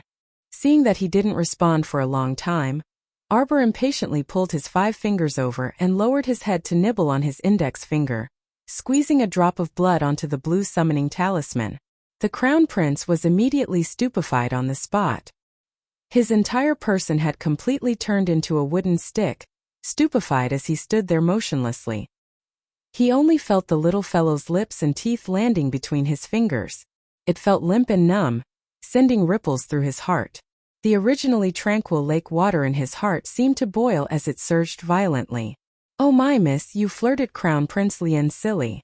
Wei Nanfeng pursed his lips as he stood on the side. Suddenly a roar sounded in his ears. When a snow leopard with a pure white body, 4 hoofs stepping on snow, and all of its fur standing on end abruptly landed in front of everyone, stomping down several nearby low shrubs, everyone present gaped as they stared dumbfoundedly at the big fellow in front of them. This? Who was this? What did he summon a mystic beast for? Emo Lien didn't regain her senses until she heard the snow leopard's roar. She looked up and saw a snow leopard with a robust figure looking at her. It gracefully walked to her side and half-crouched next to her slender legs. Arbor's round eyes stared fixedly at that snow leopard, completely unable to tear her gaze away. Why was it that she always screwed up when she tried to summon and couldn't summon such a mighty snow leopard? How could the Crown Prince summon such a charming leopard on his first try? The little stoic ran in front of the snow leopard and extended a small hand, rubbing the snow leopard's large, furry head with an infatuated expression. Afterwards, she actually flipped over and climbed onto the snow leopard's back. The snow leopard turned its head and casually glanced at her.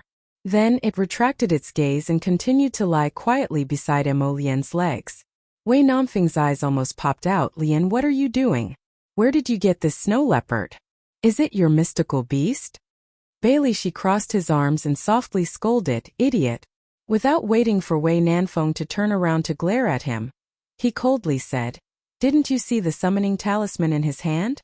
Summoning talisman? It was as if Wei Nanfeng had heard some legend. He opened his eyes wide and ran forward, wanting to take the wooden piece from the crown prince's hand. The crown prince retracted his hand, avoiding his grasp, and glared at him. Stingy. Wei Nanfeng mumbled, I already know that after this talisman is activated, this talisman is useless to others. I just want to take a look. The crown prince didn't even want to let Wei Nanfeng take a look, and directly put the ebony talisman into his clothes. He turned around to rub the little girl's head with a grin and let her down from the snow leopard. You must be hungry. Go eat breakfast first. Arbor turned around to glance at the large snow leopard, then turned around and stuffed another intermediate-level blue storage talisman inscribed with ebony into the crown prince's hand. This storage talisman has more space and access times than the one I gave you before. In the future, use this storage talisman. Wei Nanfeng suddenly exclaimed, You're a talisman practitioner. On the side, Bailey, she glanced at him irritably. Didn't he already know that the little girl was a talisman practitioner the first time he met her? Chapter 384. Was there a need to make such a big fuss over nothing? Bailey, she swept a glance at Wei Nanfeng. Heavens! He was actually disliked by a talisman master. Wei Nanfeng only felt a dark cloud hovering above his head, and his chest felt so stifled. A 12 to 13-year-old talisman master could draw the legendary summoning talisman? What kind of standard was this? This was definitely a great talisman master in the midst of maturing, the kind with limitless prospects. However, he fell out with her on the first day. Wei Nanfeng had a mournful face as he followed beside Bailey, she dejectedly. He said in a low voice, I thought that the talisman array she used when she leapt into the air to fight with you that day was just me seeing things. No matter how I thought about it later, I felt that it was impossible for a 12 to 13-year-old little girl to be able to draw talisman matrices in this world. Deceiving himself like this, he brushed this matter aside and didn't think about it anymore. Thinking about it now, he couldn't help but feel that he was a bit laughable. Princess Mi also recovered her wits and said with an incredulous expression, I've only heard of that family in Guanlan City, the only talisman patrician family on our Seikong planet. The number of big and small talisman masters is only a total of 100 people. Among them, there are also many who are over 60 years old. TSK. This younger sister of mine is incredible. She's already a talisman master at such a young age. Wei Nanfeng turned his head around and looked at Princess Mi resentfully. He felt that anything he said now was like using a knife to stab his heart. What are you looking at me for? I also can't help you ease your relationship with the younger sister. Princess Mi harumphed, then smiled as she pulled on Bailey Shi's arm and called out gently, Big brother Shi, let's go eat breakfast now. Bailey Shi's arm shook lightly and brushed away her approaching fingers. Then he leaped onto a tree, and after a few leaps, his figure was nowhere to be seen. Wei Nanfeng speechlessly glanced over there, then turned to look at Princess Mi, who was about to flip out, and hurriedly waved his claws and swiftly slipped away. Princess Mi was still about to say the word, go, when she saw that Bailey Shi had disappeared without a trace. She was so angry that she stomped her feet and chased after him, shouting, Bailey Shi, come back here. When Mo Lian and Arbor walked over hand in hand, the person who attracted the attention of the Holy Water Sect's senior sisters was not the two of them but the large snow leopard following behind them. The snow leopard's eyes were jet black, and its fur was glossy and shiny. As soon as it followed the two in, it immediately took up most of the space in the dining hall. Everyone suddenly felt that the space had become much narrower. Many pairs of curious eyes fell on the snow leopard. Junior sister, is this a side dish? Chang Yushi's words made many of the senior and junior sisters spit out their food. The brains of the people from the second peak were indeed different. Who would eat such a big snow leopard? Weren't you afraid that you would become a side dish in the snow leopard's mouth? When Murong Sun, Yang Shirong, and Lu Yun entered, they saw this scene. The group of disciples stopped eating and all gathered around the snow leopard to watch.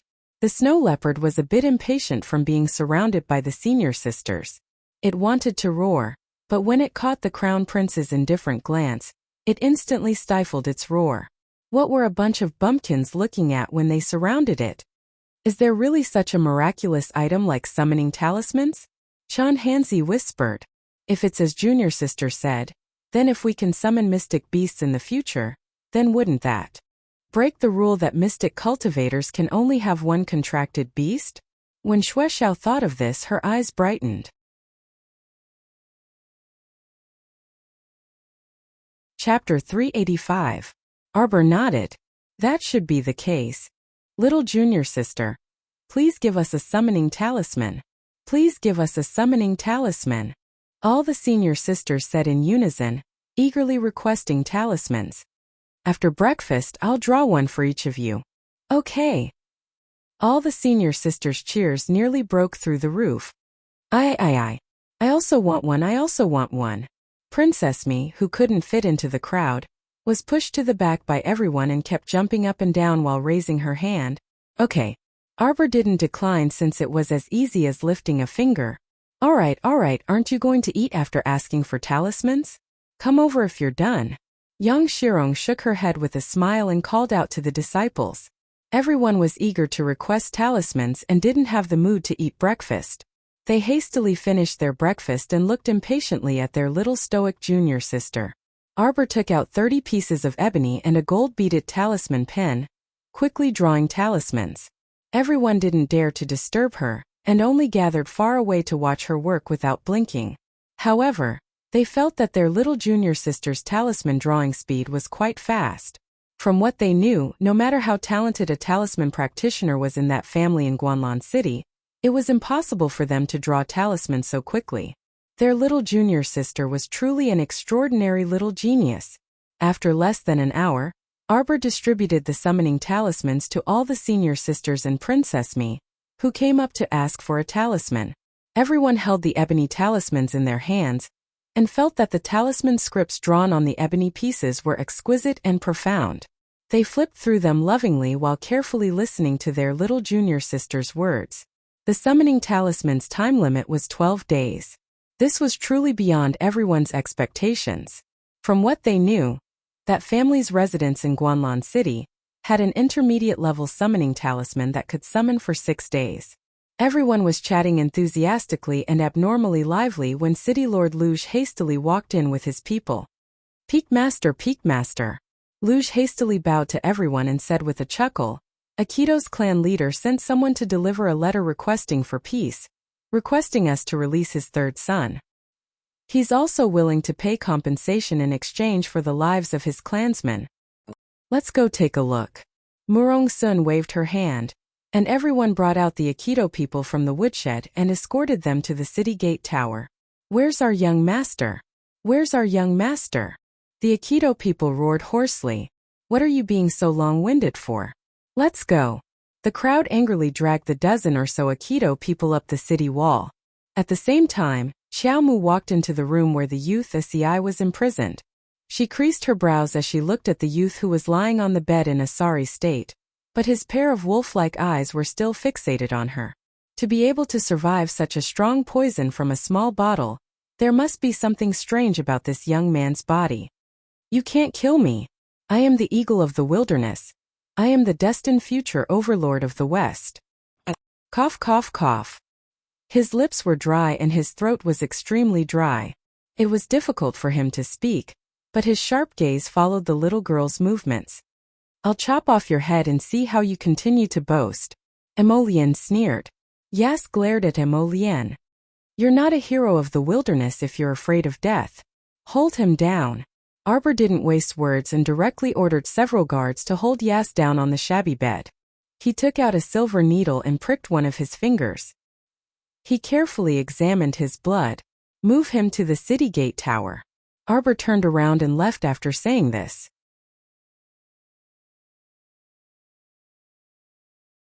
Chapter 386.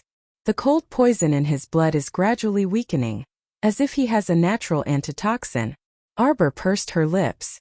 Perhaps his identity isn't that simple. Emolienne raised her brows slightly.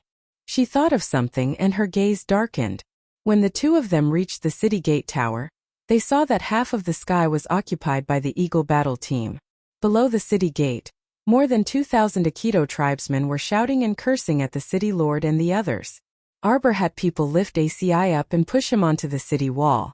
A sharp dagger instantly appeared in her hand, and she held it against Assie's neck.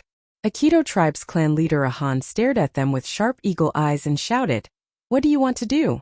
Our Aikido has already yielded so much and even handed over a letter of peace. Hurry up and release my son." "What's the use of a letter of peace?" Murong Sun coldly said. "This peak master heard that you Western Wastelands people value oaths the most.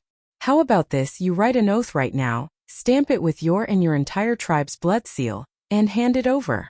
This way, even if you want to go back on your word in the future, the law of heaven will punish you on our behalf." "Dream on." All of the able-bodied men in the Aikido tribe started to clamor. Without another word, Arbor threw half of Assie's body over the city wall, and looked like she was going to push I down the city gate tower. This shocked the clamor below into abruptly stopping. Ahan's voice trembled, and he uncontrollably clenched his fists. He shouted sternly, "Little miss, please have mercy. I advise you to think clearly before acting. Assie's identity isn't someone you can afford to provoke.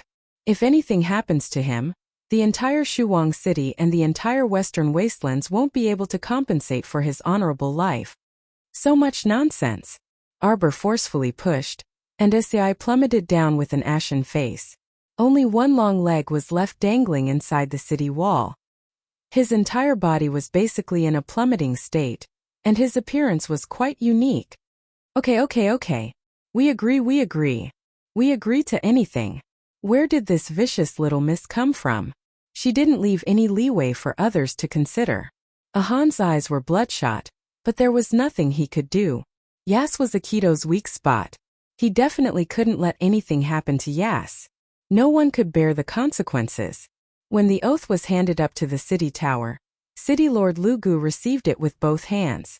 He was so excited that he could not control himself. Great, the oath was effective. Just as Peak Master Murong had said, if the Aikido tribe members dared to go back on their words, they would be the first to receive the punishment of the heavens. None of them would be able to escape. Many thanks to Peak Master Murong. Many thanks to everyone for your help. The city lord was almost crying tears of joy. From now on, their Shuang city's days should be better. Murong Sun waved her hand and had people escort ACI and his group out of the city. While the young ACI was being dragged away, his wolfish eyes were still glaring fiercely at Arbor, as if he wanted to imprint her small appearance in the depths of his eyes and engrave it in his mind. "Just you wait. Damned girl. I will come back for you. Just you wait." The young man yelled fiercely. Everyone glared at him. However, the little stoic was bewildered.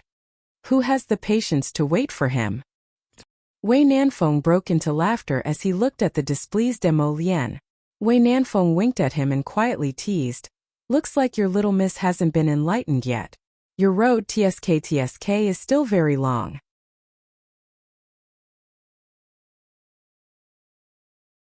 Chapter 387. Emolienne didn't say anything and just coldly watched Assie's back as he was dragged away. Yasi was finally carried away by the Aikido tribesmen.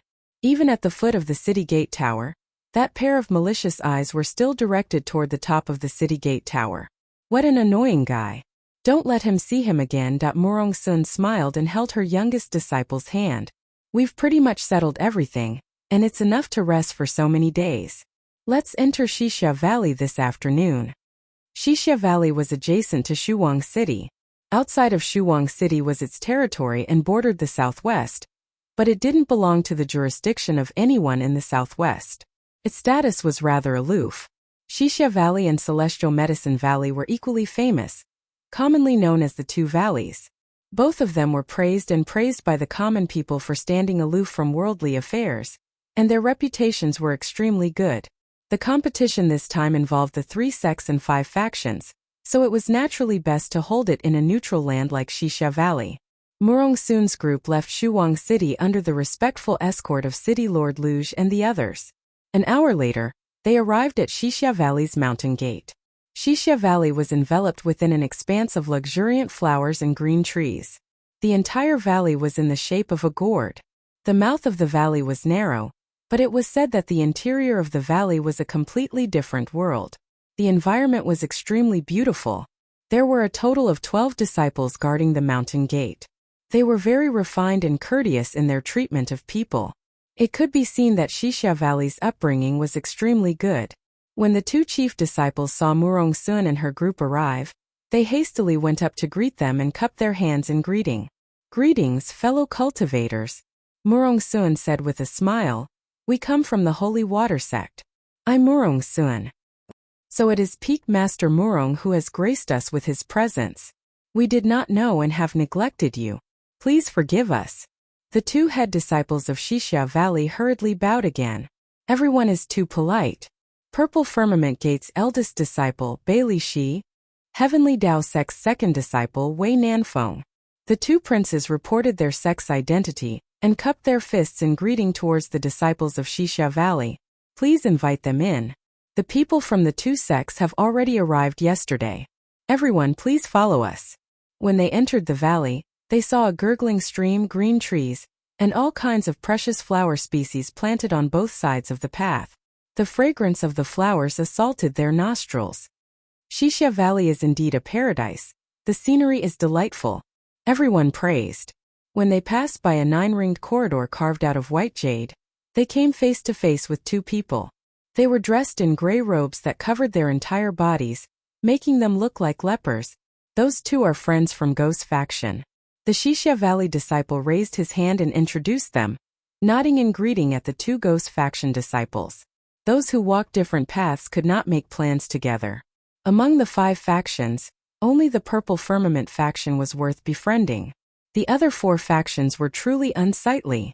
The Holy Water Sect disciples were naturally unwilling to interact with the demons and monsters of the Ghost Faction, so they immediately followed Murong Sun and filed past the 2 Ghost Faction disciples without another word, not even bothering to greet them. The 2 Hellgate disciples raised their heads slightly. The one on the left had a petite figure and looked like a woman. Her gaze instantly fell on Emolienne. To be precise, that piercing gaze was fixed on the little stoic beside Emolienne. Arbor was currently raising his small head and whispering to Emolienne beside him. When everyone walked past the 2 Ghost Faction disciples, nothing happened. It was only when the little stoic passed by that young girl from the Ghost Faction instantly attacked. Her 5 faintly black fingers caught Arbor off guard and clawed at his small face. If she was caught red-handed, the little girl's fair and frosty face would probably be ruined.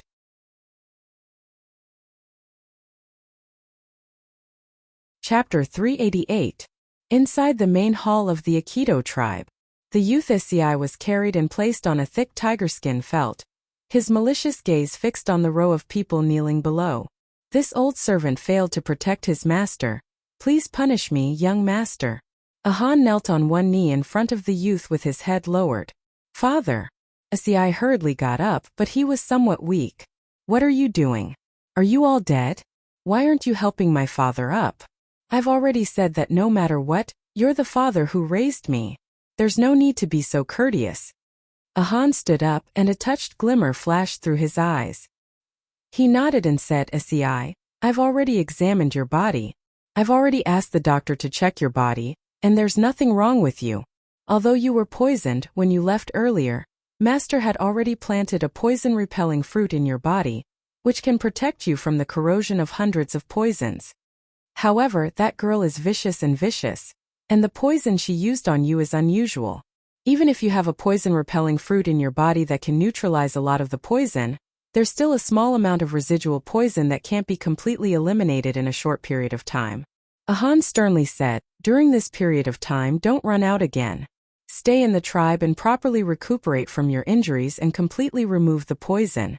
ACI nodded. A tall and sturdy man suddenly stood up and cupped his hands in a low, muffled voice. "Young master, this subordinate requests permission to bring a group of people to infiltrate Shuang City overnight. Even if we can't touch a single finger of the people in the city, this subordinate and the others can secretly eliminate that audacious girl. To repay young master for the humiliation you suffered on the city wall today. Wuxia abruptly straightened his body and glowered at the sturdy man. He tightly clenched his back teeth and angrily said, "Don't you dare touch a single strand of her hair." "What did I do wrong?" was written all over the sturdy man's dumbfounded face. This subordinate devoted himself to eliminating an enemy for young master. So why did he provoke young master's anger? "It's best if you don't meddle in this young master's affairs." Wuxia flew into a rage out of humiliation and threw a cup at them. "Scram, scram, scram. All of you scram." Han hastily signaled the two maids on the side with his eyes and hastily called for everyone to withdraw. Two maidservants stepped forward, trembling with fear. They knelt beside Wuxia's bed and said softly, "Young master, we will help you change your bandages." Wuxia coldly stared at the two maids and waved his hand for them to come forward. There were countless wounds of various sizes on Wuxia's body. The bone fracture in his chest had yet to heal, and the various external wounds needed to be regularly changed and reapplied with ointment. One of the maidservants held the ointment in her hand, while the other gently helped him untie the cloth that was wrapped around his wound, dipped it in the ointment, and applied it to his wound. When the ice-cold ointment was applied to his forehead, Wuxia's eyes suddenly opened wide and emitted a cold light. He abruptly reached out and firmly grasped the maidservant's hand. The maidservant was flustered and blushed. She stole a glance at Wuxia and sweetly whispered, "Young master." "Woman, this young master will definitely conquer you." Wuxia glared at the maidservant with an ominous glint in his eyes. He pushed her onto the bed and viciously tore at her clothes. The other maidservant holding the ointment crawled back a few steps with a red face. She lowered her head and didn't dare to take another look. "Young master, this servant can do it herself. There's no need to trouble young master." The maidservant shyly looked at Wuxia's handsome face. Just as she was about to undress herself, Wuxia kicked her to the ground.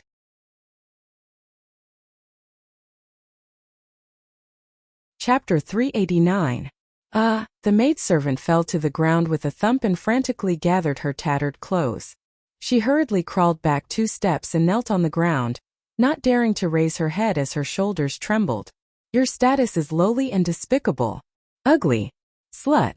Simply impudent. You dare to climb onto this young master's bed. You want to seduce this young master's pleasure? Simply indulging in fantasy." I strode off the bed with his hands on his hips like an angry lion as he angrily shouted outside, "Where are the Warhawk guards?" "Young master." Outside the door, several armored guards rushed in and stared covetously at the woman who was lying limp on the ground and trembling all over. "Drag her out of here. Behead her in public." Wuxia roared. "No, young master. No, don't. Young master. It's not that this maidservant is bold. Just now, young master, it was you who did this maidservant. No, young master. This maidservant really didn't climb onto the bed on purpose. Young master, please investigate thoroughly. Young master, please investigate thoroughly." The maidservant trembled all over as 2 guards grabbed her by the arms and dragged her along the ground. Her legs kept kicking the ground as she screamed. More than half of the tribe was alarmed. The men and women all came out of their tents and looked in surprise at the young maidservant who was dragged out of the young master's tent. Her clothes were messy and tattered, and a few strips of cloth fell loosely on her body. It was very difficult to cover her snow-white skin. The women gathered together and curled their lips in mockery as they coldly looked at the pitiful woman being escorted to be executed. What an idiot daring to seduce young master. She deserves to die. Isn't that so? Everyone knows that young master is notoriously picky and hard to serve. She actually deluded herself into thinking of flying to the top. Simply laughable. The moment the head fell, the woman's screams and cries also disappeared. Wuxia stood in the tent with his hands on his hips, his cold gaze falling on the other maidservant who was kneeling on the ground with her head bowed. She was trembling and didn't dare to say a word. "What's your name?" Guing. Wuxia coldly stared at the maidservant named Guing. "You also think that this young master is cruel, heartless, and unreasonable?" Guing hurriedly shook her head, but her trembling shoulders had already revealed the deep fear in her heart. "What are you waiting for? Come here and continue applying medicine for me. ACI retracted his cold gaze and turned around to sit on the edge of the bed. Guing hurriedly crawled a few steps forward. Without looking sideways, she stretched out her hand to apply the ointment. Women, the next time we meet, this young master will definitely conquer you. Definitely. Assie's wolfish eyes narrowed slightly as he lowered his head to look at the maidservant who was applying ointment on his chest. That extremely aggressive gaze made Gu Ying's heart tremble slightly. She steadied her wrist with all her might and continued to apply medicine to the youth without losing her patience. My Zhou's section break. I've long heard that Xixia Valley's scenery is extremely beautiful. Now that I've seen it today, it truly lives up to its reputation. Before Murong Sun could finish speaking, she saw that female ghost faction disciple who brushed past them reach out at lightning speed to grab her youngest disciple's face. However, her fingers were suffused with a faint black glow, evidently dipped in poison. How could her youngest disciple's face be fine after this grab? She was simply too audacious. Murong Sun was about to explode. The ghost faction female disciple's sudden grab didn't cause the little stoic to panic in the slightest. She extended her palm even faster than the ghost faction female disciple, and circulated some mystic energy around her palm to block the ghost faction female disciple's grab.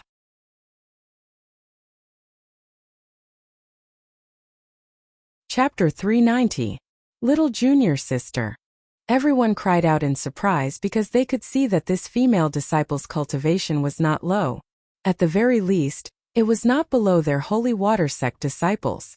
They heard that the ghost faction had a set of crooked cultivation methods that allowed their cultivation speed to be many times faster than normal mystic cultivators.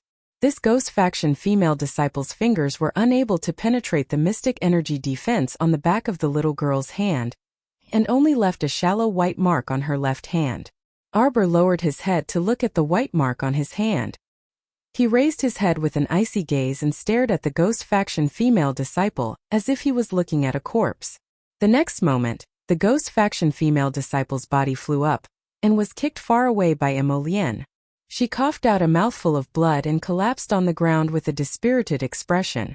Emolienne took Arbor's small hand and examined it carefully. Her fingers lightly caressed that shallow white mark. The ghost faction female disciple was a tough nut to crack. She didn't make a sound or cry out in pain, but she couldn't get up from the ground for a long time after being kicked by Prince Mo. The ghost faction female disciple's eyes peeked out from her long bangs. At this moment, she was staring resentfully at Arbor, who was beside Emolienne. To be precise, her gaze was glued to Crown Prince Lien's hand that was holding the little girl's hand. What are you doing? Another ghost faction disciple hastily ran up and tried to pull the female disciple up from the ground. His eyes, which were wrapped in a gray headscarf, stared vigilantly at the holy water sect group. Who are you? Making a big fuss here. Are you an idiot? Princess Mi retorted without a second word. You were clearly the ones who made the first move, all right? What do you mean by what are we doing? What can we do? Isn't that so? There's something wrong with your head. Chang Yushi also cursed. The ghost faction disciple's gloomy eyes looked straight at Princess Mi before sweeping over everyone. He felt that he and his junior sister had no chance of winning against so many people, so he resentfully planned to support his junior sister and leave. Who knew that the little stoic would say coldly, "Did I say you could leave?" The male disciple who was supporting the ghost faction female disciple suddenly froze. He stiffened his neck and turned his head around. His malicious eyes locked onto the young lady. What do you want? My junior sister has already been reduced to this state because of you. Are you still not willing to let her go? She only has herself to blame. It has nothing to do with anyone. The little stoic shouted coldly and grabbed the feral with a swish. You want to leave so easily after injuring me? Do you think I eat vegetarian and chant Buddhist scriptures all day long and assist the common people? Me. My junior sister has already suffered. Before the male ghost faction disciple could finish his sentence, he immediately sensed the stoic-faced little girl in front of him brandishing a terrifying mystic energy towards him and his junior sister. Boom! The nearby white jade corridor trembled, and jade fragments fell from the corridor. The little stoic leaped up and arrived in front of the ghost faction disciple with a whoosh. The mystic energy in her entire body surged, and a feral fell from the air. A line of fire shot out from the ferrule. This Xian weapon could feel its young master's anger, and had already displayed its current peak state. Fuck! Wei Nanfeng screamed savagery in his heart, but he chuckled as he watched this commotion. Speechless, really speechless. Why did he provoke the little stoic without rhyme or reason? He had finally seen through the little stoic. She was usually easy to deal with, but once you crossed her bottom line, she would absolutely exterminate you directly.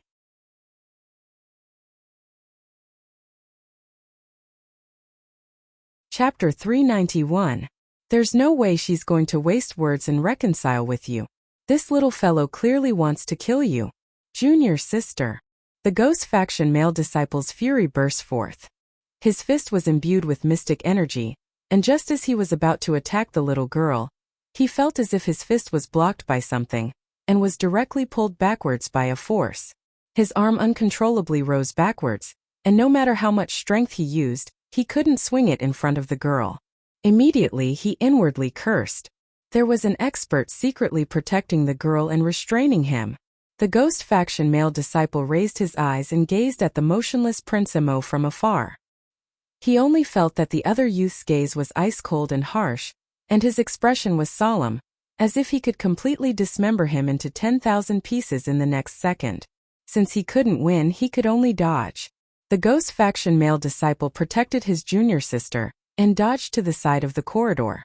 However, he saw that line of fire follow them like a shadow, as if it was a gangrene attached to the bone. With a whoosh, it scuttled in front of the two people. Junior sister, please stay your hand. A Xixia Valley disciple anxiously shouted. That's ghost faction disciple senior brother Peng Zhang and senior sister Choen. During the preparation period, it's best that you don't come into conflict, so as to avoid affecting the competition later. Bang! The ghost faction male disciple Peng Zhang completely didn't know what was going on. The little girl actually appeared behind the two people in an instant. He clearly already hit to the other side of the corridor. How could this be?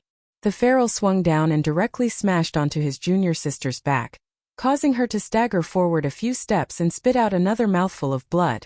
Arbor wasn't willing to give up. A cold glint flashed through his eyes, and with a whoosh, he once again flew in front of the ghost faction female disciple Choen. He looked down at the girl with a cold gaze and raised the ferrule in his hand high up again. For this attack, she gathered all the mystic energy in her body, and even mobilized the mystic energy in her branch meridians. She wants her to die. Now.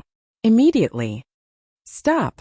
After a furious shout, an elderly man in his 50s, whose hair was standing on end like needles, suddenly flew over and blocked in front of the ghost faction's female disciple, Choen. He flew up and aimed a palm at Xiao Mu's chest. How dare you, old man! Murong Sun angrily shouted and arrived next to her disciple with a whoosh. A vigorous mystic energy circled around her disciple, and collided with the incoming palm. After a reverberating hum, the elder was sent flying by Murong Sun. He barely landed on the ground before retreating several dozen steps. He clutched his chest and spat out a mouthful of blood. Junior sister. Peng Zhang, the male disciple of Ghost Gate, cried out. In the blink of an eye, while Murong Sun was taking care of the elderly man, Arbor's ferrule, which had gathered all the mystic energy around him, had already descended and struck the ghost faction girl's head. Boom! Everyone felt that there was a reverberating sound in their ears. In an instant they felt that everything around them had quieted down. The Hellgate girl fell heavily to the ground, blood dripping from the corner of her mouth. A defensive artifact in her hand suddenly rolled out from between her fingers, smashing into the ground and breaking into pieces. Junior sister? Junior sister? Peng Zhang's voice trembled as he called out a few times in fear. A cough cough cough cough. Blood continuously spewed out of the ghost faction girl's mouth, and there were fragments of her internal organs mixed in the blood. It was truly a ghastly sight. Xixia Valley's disciples were already stupefied. They stood there stupidly and blankly stared at the little girl who was hovering in midair with cold and expressionless eyes.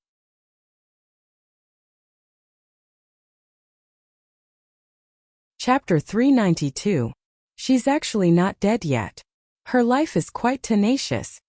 Arbor snorted, and a mystic guiding talisman matrix abruptly floated around him. A mystic guiding talisman matrix could gather all the mystic energy in the valley's surroundings to the greatest extent and continuously replenish it into one's body. This was truly wondrous in battle. However, this mystic guiding talisman matrix made from intermediate-level yellow talismans could not last for a long time, only 15 minutes. Right now, an endless stream of mystic energy was currently replenishing the mystic energy emptiness caused by Arbor's attack just now. Seeing that the little fellow's body was once again surrounded by mystic energy and his robes were fluttering, everyone stared with their mouths agape and tongue-tied. The two Wuxia Valley disciples wished for nothing more than to faint immediately. Oh my heavens! Where did this ruthless little devil come from?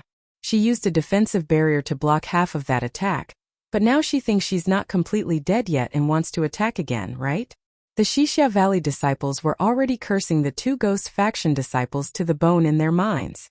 If it weren't for that female Ghost Faction disciple suddenly attacking someone else, how could there be so much quarreling? This seriously made the Wuxia Valley disciples both angry and depressed. Since this happened in their valley, even if Master did not blame them, they still failed in their duties after all. They failed to satisfy the guests and even started fighting. Suddenly, stop! A dull middle-aged man's voice abruptly rang out. The two Wuxia Valley chief disciples nearly cried tears of joy. Master! Stop again? Why was it so annoying? So long-winded. Arbor narrowed his eyes. His mystic energy had already reached a critical juncture, and the ferrule in his hand emitted a jet-black light again, ready to strike after accumulating power. Let's see if you can still die this time. Let's see if you still have a defensive barrier to block it. Peak Master Murong. This little miss, please show mercy. A person who hurried over abruptly moved to Murong Sun and Arbor's side and cupped his fists in salute. This humble one is Wuxia Valley's Valley Master Luo Jinyang. Greetings to the three Peak Masters. Valley Master Luo hastily saluted Murong Sun and the others with a faint smile on his refined face. May I ask everyone to stop for this Valley Master's sake? What's going on? At this moment, the leader of the Ghoul faction this time, Elder Gue Bubu, rushed over with 30 disciples. Seeing Choan lying on the ground in such a miserable state, Ghost Surf immediately roared, "Who did this?" Although he was shouting angrily, his furious eyes were firmly nailed onto the little stoic's face. It was obvious that this young girl suspended in midair with a black mystic weapon in her hand was the main culprit. "You're blind," the little stoic uttered coldly, a sharp, murderous intent concealed in her eyes. Ghost Surd was furious. He pointed at Arbor. "You little brat, you're too bold. Don't point your finger at my disciple. Just what is it? Go up and ask your disciple yourself." Murong Sun was furious. "Peak Master Murong, Elder Gue. Please calm down, please calm down." As if putting out a fire, Wuxia Valley's Valley Master hastily appeased the two's fury and said with vigor, "Gentlemen, let's talk things out. Let's talk things out. Let's figure out what happened first." Yo, I didn't expect it to be so lively here. What is the Ghoul faction planning to do by mobilizing all of their members? Do they want to start the competition in advance? A faint chuckle was heard from the corridor in the distance. They saw a youth wearing a purple robe and a jade belt walking along the white jade corridor with a grin.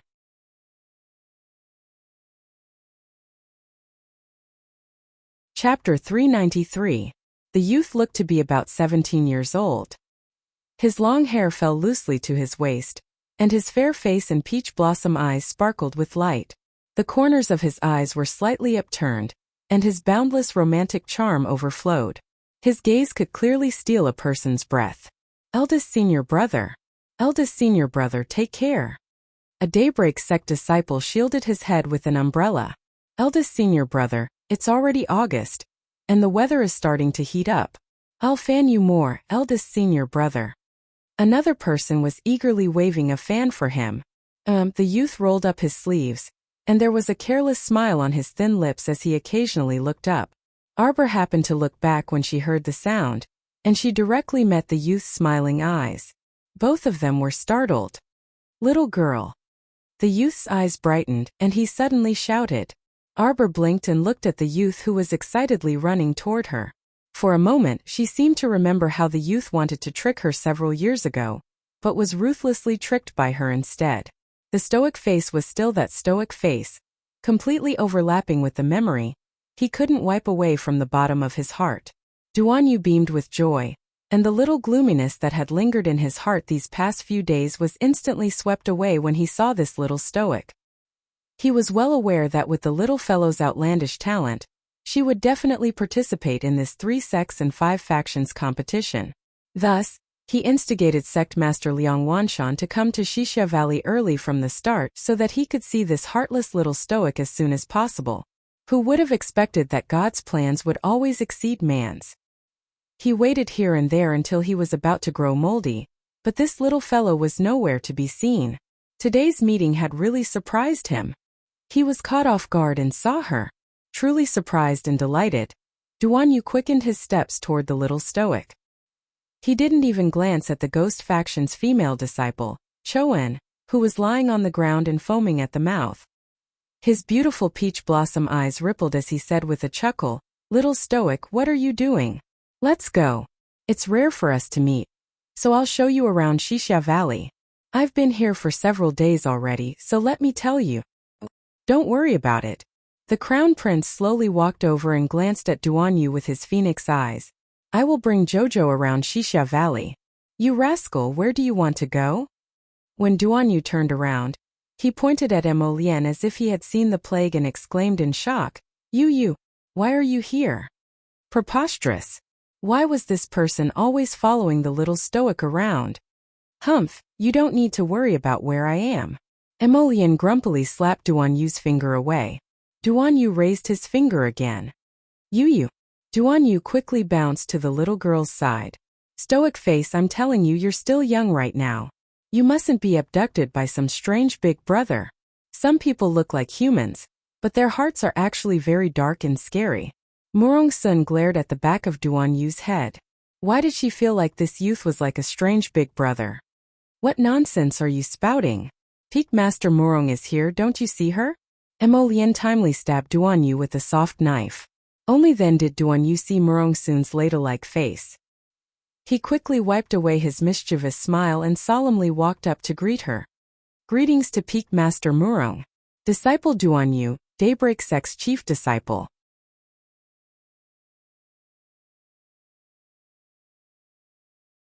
Chapter 394. While Duan Yu met up with the little girl and ran to exchange pleasantries with Murong Sun, Ghost Surt had been standing on the side with a dark expression for a long time. Now that he saw that no one was paying attention to him, how could he swallow his pride? He turned his head and shouted at a ghost faction disciple in a muffled voice, "What are you still standing there for? Don't you find it embarrassing? Bring Choen back. Let's go." "Halt! Did I say you can leave?" Arbor retracted his mystic energy and shouted coldly. Ghost Surt's face was flushed red from anger, and he turned to glare at Arbor. His eyes were so dark that it looked like black water was about to drip out. "Little girl, don't go overboard in everything. So what if I go overboard?" Arbor's expressionless and sarcastic attitude completely infuriated Ghost Surt. "Does the Holy Water Sect want to start a war with our ghost faction right now? What a load of nonsense!" Arbor shouted angrily. "No one is allowed to meddle in my personal grudge with her. Get out of the way. You're in the way. You're hindering me from dealing with people." Everyone silently glanced at the little stoic before sympathetically looking at Ghost Surt, who was rebuked. Those who had been rebuked by little junior sister before were very clear that once little junior sister set her mind on dealing with someone, she would not give up just because of a few words of dissuasion from others. Perhaps the more they dissuaded her, the more unlucky she would be. This was the first time the ghost faction elder was angered to the point of vomiting blood by a junior. His face turned dark red, and his lips trembled as he repeatedly shouted, Great! What an arrogant and despotic Holy Water Sect disciple! Everyone, what exactly is going on here?" Xixia Valley's Valley Master could only stand up and mediate for everyone present. "Do you understand the truth?" The little stoic suddenly turned her small face and icily faced that Valley Master. The Valley Master was taken aback by the question and shook his head in embarrassment. "Since you don't understand the situation, why did you suddenly jump out and meddle in other people's business to be the peacemaker?" The little fellow continued to ask expressionlessly, "Is it that in your eyes, I should be a person without a temper because I'm young? Because someone directly tried to disfigure me, so I have to swallow my anger and not retaliate?" The Valley Master was rebuked until he was speechless, so he could only rub his nose and repeatedly shook his head. "Young lady, not to mention your terrifying battle prowess, with that poisonous mouth of yours, who would dare to bully you? Then move aside. It's a personal grudge between me and her, so let's just settle it between the two of us. Why are you talking about sex?" The little girl turned her head with a cold expression and shouted at the Ghost Clan girl who was lying on the ground and pretending to be dead. "Get up, coward! Don't play dead on the ground." Consort only felt that his sex reputation had been completely destroyed. He angrily interrupted, "You, little girl, don't be unreasonable to be unforgiving. Today I won't let you off." What? Cloud people words. No wonder people don't want to befriend you people. Her icy voice instantly suppressed Surt's curses, and the surrounding people were dead silent. Duan Yu inexplicably shrunk his neck. He inexplicably felt very blessed when he recalled the scene when the little girl dissed him back then.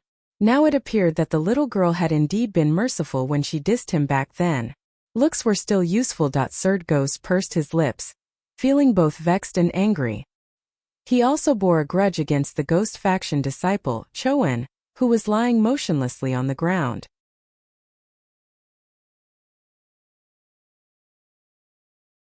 Chapter 395. If it weren't for this person's brainless actions, how could the sect be humiliated like this? He really wanted to dump this burden and quit, letting this brainless female disciple Choen resolve this problem herself. But as the sect elder leading the team, how could he be willing to make his sect disciple back down in front of others? Otherwise, wouldn't he lose even more face? Ghost Surt's face was gloomy as he stared at the little stoic. "You said Choen attacked you. She has no enmity with you, so why would she attack you?" "Ask her. She's the one who attacked, not me." "Your question is rather funny." Arbor's cold gaze swept over him. "Choen, speak. Why did you attack? You don't need to be afraid with the elders here. Did someone threaten you to do something that would harm the sect so you attacked in anger?" Ghost Surt's words elicited a light chuckle. "Elder Ghost, why don't you set up a stall in a tea house and be a storyteller?" Young Shirong mocked. Choen lay on the ground without moving, as if she had already merged with the earth. Ghost Surt was so angry that he wished for nothing more than to lift her up and slap her twice.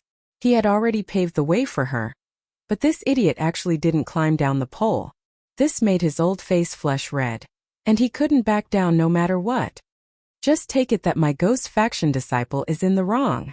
But you've punished her and hit her before. Choen is currently heavily injured, so you should have vented your anger." "I haven't," Arbor replied coldly. The surrounding melon-eating crowd naturally had speechless expressions. Duan Yu's mouth twitched. But Emolian chuckled. "His darling's angry expression is so adorable. Look at how sincere her words are, choking Elder Ghost to death with one sentence." At this time more and more people gathered. The Heavenly Tao sect, Daybreak sect, and Purple Firmament faction disciples who had already arrived at Shisha Valley and were waiting for the competition all came to watch the show after hearing the news. When they heard that the Ghost faction's elder was attacked by a Holy Water sect disciple, they all wanted to come and see what the situation was. It was one thing for the Purple Firmament faction disciples to have never seen the little stoic, Situ E Shangkuan, and the others who were once familiar with the little stoic couldn't help but twitch their mouths when they saw the little stoic. They were still wondering who was insulting them, but it turned out to be their stoic little junior sister whom they hadn't seen for many years. How did the people of the Hellgate provoke this little fiend? "What else do you want? You're not injured at all. Why are you holding on to my sect's disciples and not letting them go?" Elder Ghost's face and ears were red. His head was probably about to be filled with blood. The little stoic extended her small, fair hand in front of the Ghost faction's elder. Everyone's gazes fell on her little paw. It was white and tender, small and delicate, and a little chubby. It was a very pretty little jade hand. "Do you see this white mark? She left it behind. She injured me," the little stoic said resolutely. The surrounding crowd fell to the ground in unison. Their faces all revealed expressions of wanting to laugh but holding back their laughter. Oh my God, this little stoic was so shocking. That white mark on her little jade hand was so faint that it could be ignored. Attacking me for no reason and injuring me, she deserves to die, Arbor said coldly. How pitiful was her ruined body in her previous life. No one knew better than her how much she valued her body and skin. She didn't wish for it to receive even the slightest bit of injury again.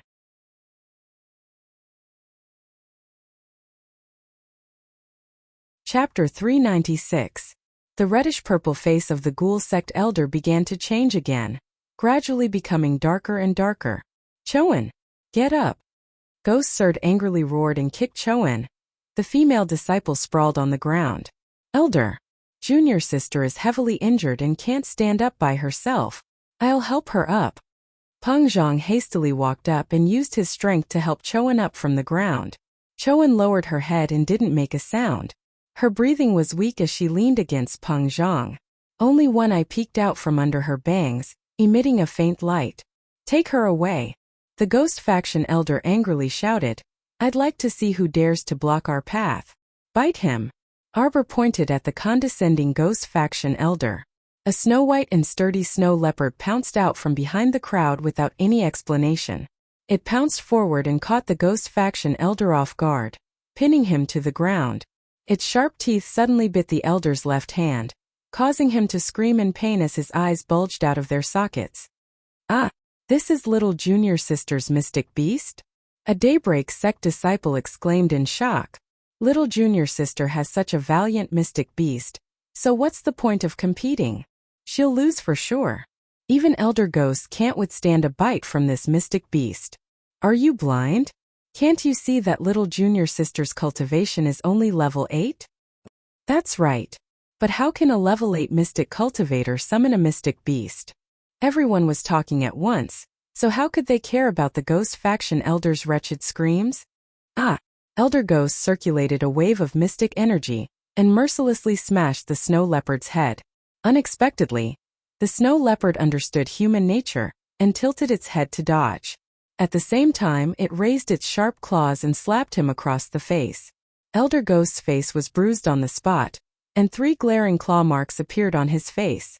Xixia Valley's Valley Master was dumbfounded as he watched the increasingly intense farce in front of him. He opened his mouth and looked at Murong Sun pleadingly. Peak Master, please be magnanimous. If the Ghost Faction Elder suffers any injuries in Xixia Valley, I can't bear the responsibility either. Murong Sun glanced at him. Valley Master, it's just a personal grudge. Why do you have to interfere and cause trouble for yourself? Xixia Valley's Valley Master couldn't help but smile bitterly. He knew that he couldn't persuade him anymore. What do you want? Finally, the female disciple of the Ghost Faction, Choan, opened her mouth. Her voice was so hoarse that it was as if she had been run over by a wheel. It was quite strenuous for her to speak. Just now you used your left hand to scratch my face. Now leave your left hand behind. Xiaomu said expressionlessly as she threw a short dagger in front of the female disciple with a clang. The snow leopard stopped, but its eyes bulged as it stared at the ghost sect elder who was wailing while holding his hands. Ghost Sword hurriedly crawled back a few steps, hurriedly escaping from the leopard's mouth. He looked back with lingering fear. The female disciple of the ghoul faction was trembling so much that her entire body was swaying. She was afraid, but more than that, she was naturally angry. Her anger was already uncontrollable and was about to overflow from her chest. If you don't leave your left hand behind, then die. The little stoic flared up as soon as she said it and was about to turn hostile and merciless on the spot. However, Peng Zhang was even more decisive than the female disciple, Choan. When he saw that the little stoic was about to dash up and kill again, he immediately picked up the dagger on the ground and slashed it down. There was a flash of light. Ah! Choan let out a wretched scream. Her face paled and her eyes closed. She immediately fainted in the crook of Peng Zhang's arm. Peng Zhang's eyes, which were hidden under the gray headscarf, were about to practically spill out venom.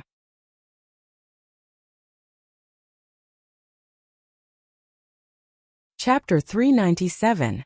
You're asking to be disgraced. Xiaomu coldly tossed out this sentence and trotted over to her master. Let's go.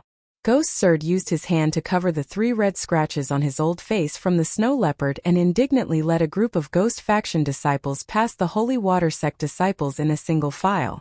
Every Ghost Faction disciple fiercely glared at the Holy Water Sect disciples with a fiendish gaze. Our rest time was delayed by some meaningless people. Let's also go. Emolian stepped forward and held the little fellow's hand with a smile. Am I easy to bully? Our dear Qiao Mu suddenly looked up and asked softly. Before Emolian could answer, Wei Nanfeng, Princess Mi, the Holy Water Sect disciples, as well as the Daybreak Sect, Heavenly Dao Sect, and Violet Firmament Faction disciples watching from the side, all madly shook their heads in unison. They completely disagreed with the little stoic's words. You're easy to bully, haha. You're easy to bully. This was the funniest thing they'd ever heard. Then, why did that person suddenly want to scratch my face? The little stoic couldn't figure it out. I keep feeling like her gaze on me had a deeper meaning. It was like she was staring at an enemy from the start. Right, Jojo, Duanyu interjected. I'm telling you, the onlooker sees more clearly than the person involved.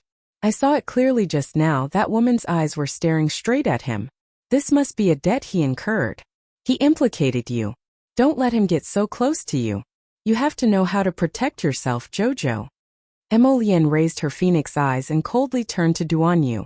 However, although she was glaring at Duanyu, Emolian started rapidly sorting out suspicious candidates in her mind. After sifting through all of them, a hint of inspiration flashed through her mind. What debt? Arbor was perplexed. Shut your mouth.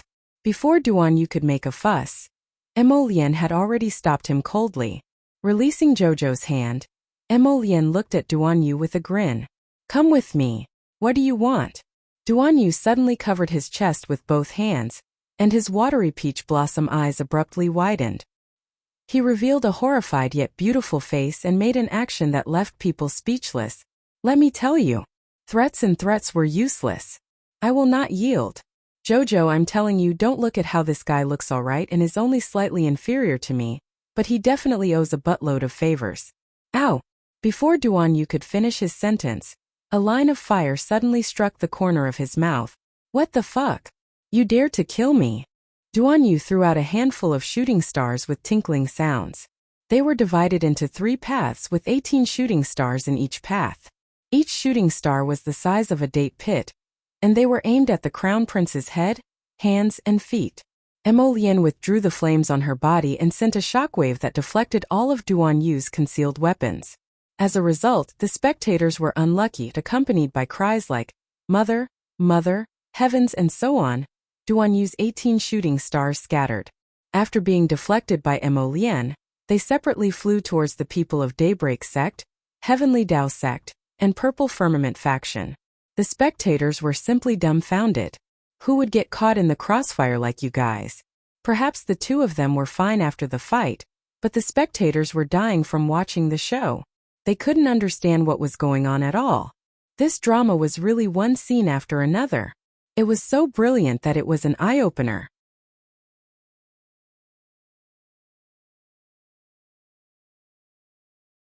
Chapter 398. The little stoic looked up at the 2 people fighting further and further away. She furrowed her brows and shook her head. She sighed as if muttering to herself, men all like to fight so much. Everyone. Murong Sun was amused. She pulled her little girl over and nodded with a smile. That's why Miss is the best. Miss is so understanding and considerate, unlike those brats, each worse than the last. The brats in the surrounding circle. Murong Sun then turned to Xixia Valley's Valley Master Luo Jinyang and said with a smile, Valley Master Luo, if there's nothing else, then we'll go rest first. Everyone please. Valley Master Luo amiably smiled at Peak Master Murong and gestured for one of the 2 Xixia Valley chief disciples to continue leading the Holy Water Sect's people to their residences. For this competition, Xixia Valley specially set up several unique courtyards with beautiful environments for each sect's people to live in. The distance between each courtyard was not too far. In general, the contestants' residences were all arranged in the southern region of Xixia Valley. The residences of the 3 sects were arranged together. The courtyards on the left and right of Holy Water Sect were respectively for Daybreak Sect and Heavenly Dao Sect. Not long after everyone entered the courtyard, Heavenly Dao Sect Master Situ Min and Daybreak Sect Master Liang Wanshan both came to visit Murong Sun and Yang Shirong. The 3 peak masters and 2 sect masters went to the main hall to chat, while the little stoic and her senior sisters went to the side rooms to pack up. There were a limited number of rooms in this small courtyard. After they were arranged, the disciples could only share 2 people to a room, which was barely enough. The remaining 2 rooms were allocated by the peak masters themselves. When Doya heard that she had to live with someone else, she immediately pounced over and hugged the little stoic's arm, shouting with all her might, little junior sister, let's live together." Chang Yushi pursed her lips. "I still want to live with little junior sister, but you beat me to it." Doya playfully stuck out her tongue at Chang Yushi before dragging the little stoic's left arm towards a small side room. "Little junior sister, do you want to sleep inside or outside?" The carriage stopped at the picturesque entrance to Shisha Valley. A gray-haired, hunchbacked, limping elderly man in his 60s walked out of the carriage. He covered his mouth with a handkerchief and coughed heavily. "Lord Lu." The retainer hurriedly reached out to support his withered left hand. He bowed his head respectfully and said, "My lord, you've overworked yourself these past few days. Please take care of yourself." Luigi waved his hand at his retainer and didn't say anything. Instead, he continued to walk towards Shisha Valley's entrance with his stooped body. "Who is this guest?" A female disciple guarding the entrance of Shisha Valley was slightly taken aback, and then she very politely saluted the elder. Cough, cough, cough.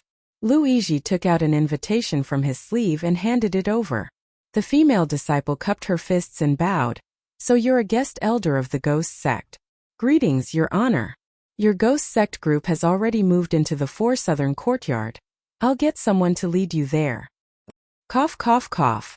"Many thanks," the old man replied in a hoarse voice. The retainer supported Luigi, and the 2 unhurriedly followed behind the Shisha Valley disciple who was leading the way. After walking for a distance in the boundless sea of flowers, the retainer lowered his voice and asked, "Sir, we came here this time just to see that Miss Chow?" "Actually, sir, as long as you secretly send someone." The hunchbacked elderly man coughed several times and raised his head to glance coldly at the retainer. The retainer immediately stopped speaking and lowered his head.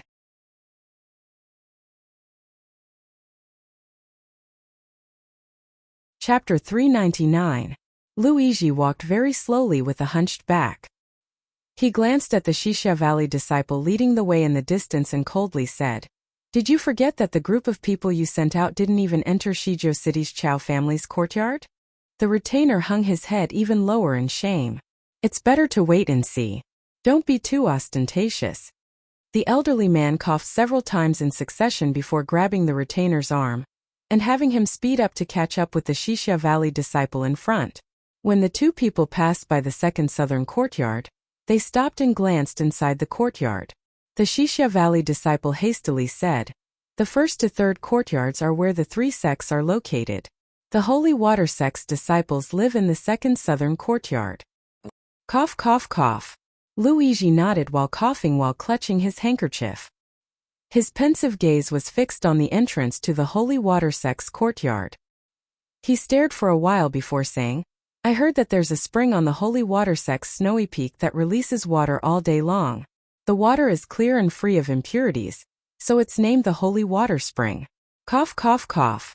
"It can even increase the mystic energy in the disciples' bodies, so it's named the Holy Water Sect."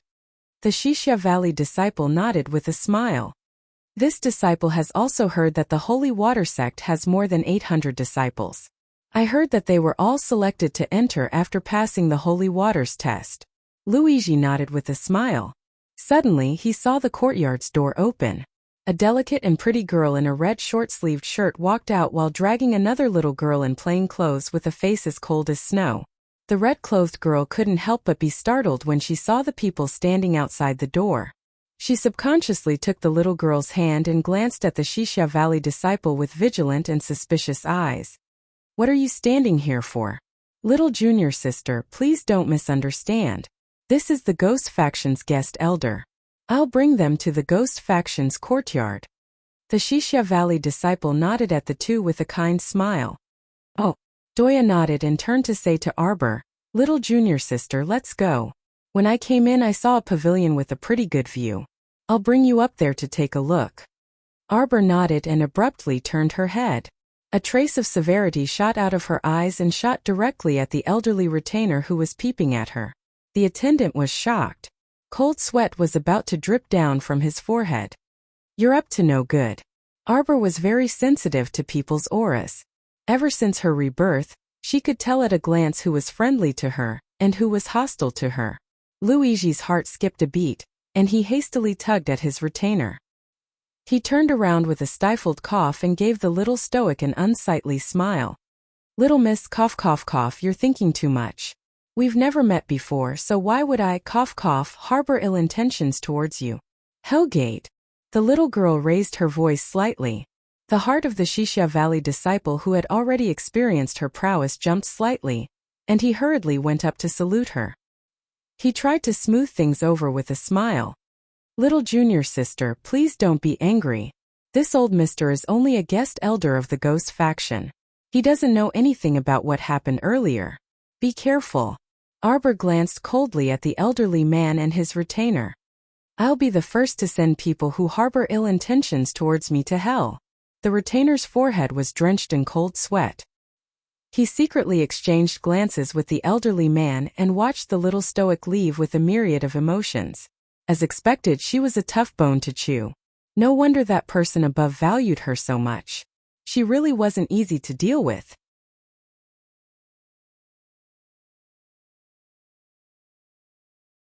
Chapter 400. Luigi and Elder Ghost were brought to the Ghost faction's courtyard. When Elder Ghost heard that Luigi had come, he immediately led all the disciples out to welcome them. He respectfully led Luigi and Elder Ghost into a seat in the hall. "This old man heard that you guys, cough cough cough, got into a conflict with a girl from the Holy Water sect and even lost face?" Ghost Sir hastily bowed and begged for forgiveness. "Sir Lu, why we were wrong. We disgraced the estate lord." "Humph." Luigi waved his hand and said disdainfully, "With your lowly cultivation, don't say you're the estate lord's subordinates after you leave." Ghost Sir didn't dare to speak. He and the other Ghost faction disciples hung their heads and stiffly listened to Luigi's reprimand. "Your Ghost faction investigated the matter this old man instructed for 3 years, but there was no news at all. Sir Lu, that Holy Water sect is located far above the snowy peaks and has a single environment, so it's difficult to sneak in. 2 years ago, we also sent 2 female disciples to sneak in, but they didn't pass that so-called holy water test." Ghost Sir had a bitter expression when he mentioned this matter. Luigi sneered. "You can't even handle such a small matter, yet you still dare to call yourself the estate lord's subordinates? All of you stop, cough cough cough. Sir." Ghost Sir and all the other disciples simultaneously knelt on the ground with a plop. "Sir, please quell your anger and give us more time. This time, no matter what method we use, we will find out about the holy water spring." Cough cough cough cough. The elder snorted coldly and kept coughing violently into his handkerchief. "Sir, is that holy water spring really effective on Sir's illness? You don't need to concern yourselves with this matter." Luigi impatiently waved his hand at them again. "This old man has 30 years of experience in tempering pills." Cough cough cough. "As long as I have the holy water spring, I think it's only a matter of time before I can refine a mystic breakthrough pill that can allow me to break through to level 15 and enter the ranks of supreme experts. At that time, as long as he broke through to become a level 15 great mystic cultivator and his body entered another profound realm, he would naturally be very different from his current state. Perhaps all the pain from his previous illnesses would be swept away at that time." Suddenly, a figure pounced out from the crowd of disciples, quickly crawled a few steps, and knelt in front of Luigi. He kowtowed several times and said, "Elder, please bestow a level 12 mystic breakthrough pill. Chowan wants to break through to level 12 in one go. You're just a cripple with a broken arm and a blind eye. What reason do you have to get an incomparably precious level 12 Xian breakthrough pill from this old man?" "I am willing to give up my life." "Junior sister." Peng Zhang raised his head and shouted angrily, "Your lowly life is of no use to this old man." Luigi sneered and looked at the woman with eyes full of mockery. Chowan kowtowed with all her might. Her head smashed onto the ground with loud bangs. Choan is willing to be Elder's vessel. I'm willing to offer all the profound energy in my body to you. I only ask that you give me a level 12 Xian breakthrough pill. Let me break through to level 12 in one go. Afterwards, I can personally kill my enemy in this competition. Luigi laughed hoarsely. Suddenly, he bent down and forcefully pinched the female disciple's chin, raising her face high up. Choan trembled all over. Your face was slowly mended by me needle by needle back then. For this, your father paid a huge price.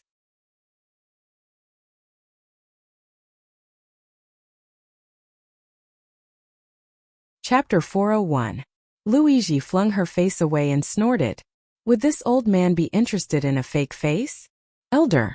Choan crawled a few steps forward and hugged Luigi's left leg with all her might. Her cries were more mournful than the last, and her eyes were filled with intense hope. I beg Elder to fulfill my wish. I beg Elder to fulfill my wish. Elder. Luigi took out a wooden box from his bosom and threw it at the woman's face. Since you're so unbearably thirsty, this old man will fulfill your wish. When this old man returns to my room in a while, I want to see you stripped and washed clean. In addition, this old man isn't interested in a withered flower. One of Choan's pupils abruptly contracted, and she tightly gripped the wooden box with both hands. Her fingernails had long embedded themselves in the box's crevices, pricking a trace of blood. Junior sister. Peng Zhang was genuinely concerned about his junior sister. He had watched her cultivate so arduously and assiduously, fearlessly going to various adventure holy lands to temper her physique and abilities. But it was precisely this hard-working her that had her left hand cut off by him, despite the pain. Now, in order to beg for a mystic breakthrough pill, she was willing to degrade herself and betray herself, willingly serving that ugly elder who was even older than her grandfather. Ah!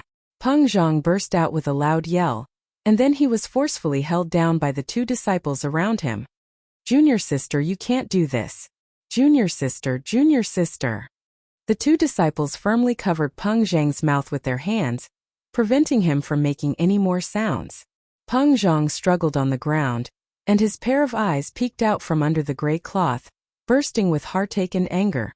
Choan turned her head and coldly glanced at Peng Zhang with one eye.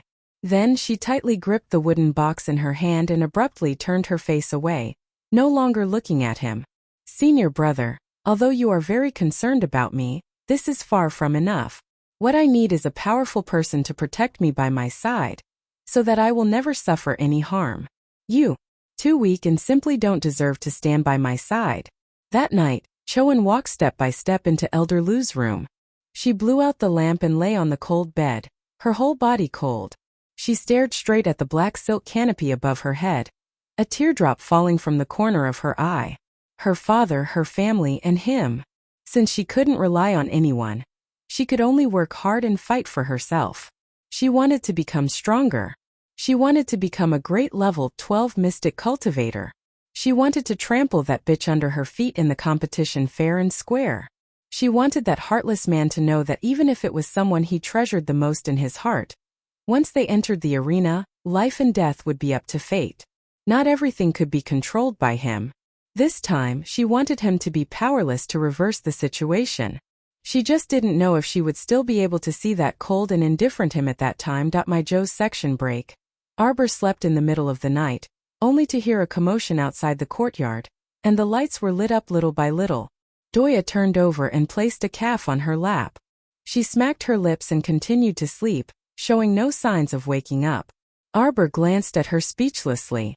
Why were they all sleeping so well? The commotion outside had already turned the sky upside down. She simply put on her clothes and got out of bed. Just as she pulled open the door, she saw two figures running in front of her, one after the other. One tried to pull her left hand while the other tried to pull her right hand. In the end, the youth who pulled her right hand had his hand slapped away by the youth who was pulling her left hand and questioned him in passing. What are you doing?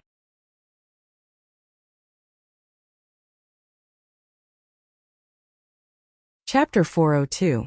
Duan Yu glared at him. You're the only one allowed to hold hands? Of course. Mo Lian grumpily glanced at Duan Yu and directly pulled Arbor to the main courtyard. I wonder what's going on outside. Emolian whispered. I saw the three-peaked masters leave their courtyards. They can't even sleep peacefully, a senior sister who woke up grumpily said as she rubbed her eyes.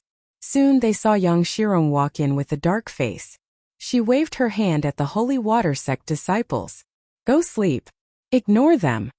All the disciples looked at each other. How could they sleep with such a loud ruckus outside?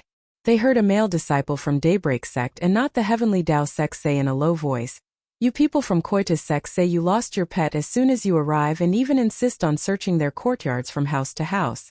What kind of logic is this? How can you be so tyrannical and overbearing?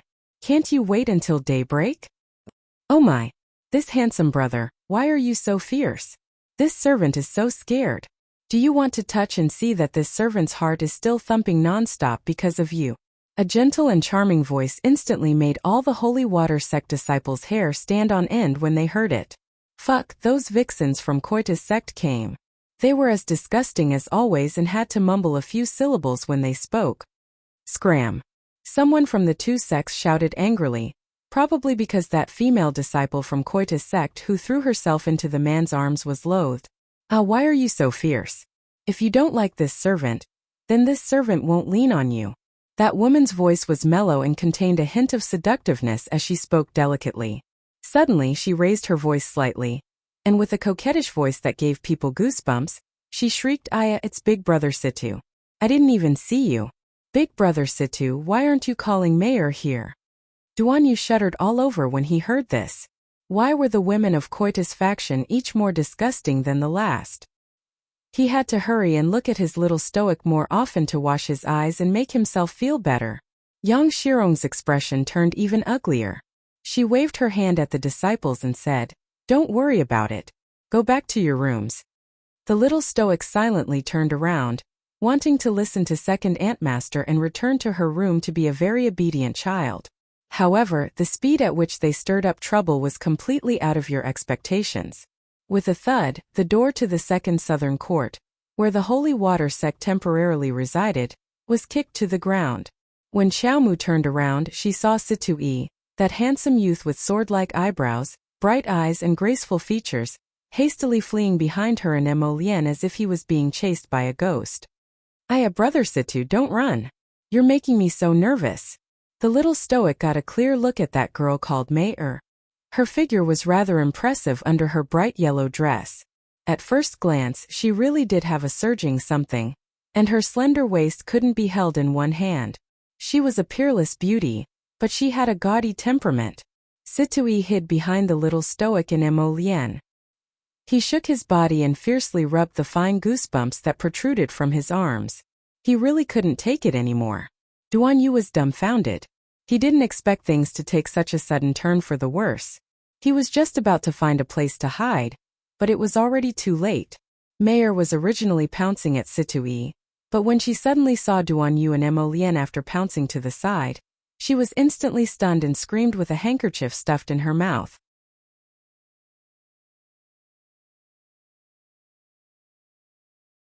Chapter 403. Duan Yu jolted in fright and simply subconsciously shrunk behind the little stoic. Emolian, on the other hand, wasn't that cowardly. She instinctively leaned closer to the little stoic and tightly grasped the little girl's small hand.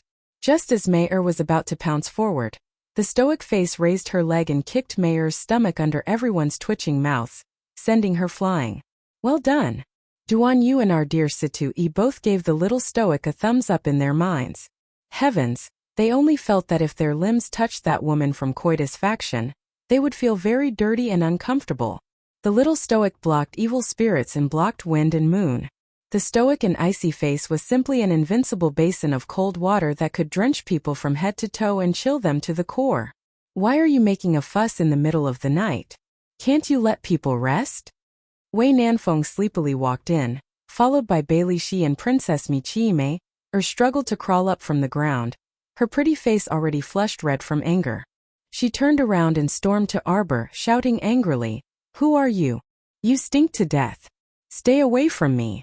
The little stoic's face was frigid, and she directly reached out to sweep away the fragrant breeze drifting to her nose. Duan Yu and Situ-yi nodded repeatedly. As expected, the little stoic could do what others couldn't. She directly rebuked Chi Mei-er's face with her words. You. Seeing that Chi Mei-er was about to get into trouble, Xixia Valley's Valley Master, who had hurried over, shouted angrily as if putting out a fire, "Stop! Miss Chi, didn't this Valley Master already send people to escort you back to your courtyard? Why are you still causing trouble in the second southern court? You came late enough today and shouldn't have disturbed other people's rest." Chi Mei-er stomped her feet and her small face was covered in tears. "My little pet swam away. It has a very strong poison. I was worried about everyone and was afraid that it would hurt others. That's why I ordered a group of senior and junior sisters to search the courtyards. Unexpectedly, I was misunderstood by everyone." Woo-woo. The little stoic's hair stood on end when she heard this. She glared at Chi Mei-er and angrily asked, "What little pet? Did it even need to swim?" "Me. My purple flower little snake." Chi Mei-er sobbed. "Its venom is very strong. If I'm not careful and get bitten, I won't be able to save that person." Everyone suddenly felt a trace of panic in their hearts. They turned back and forth to check their surroundings. Seeing that there was no one around, they let out a sigh of relief.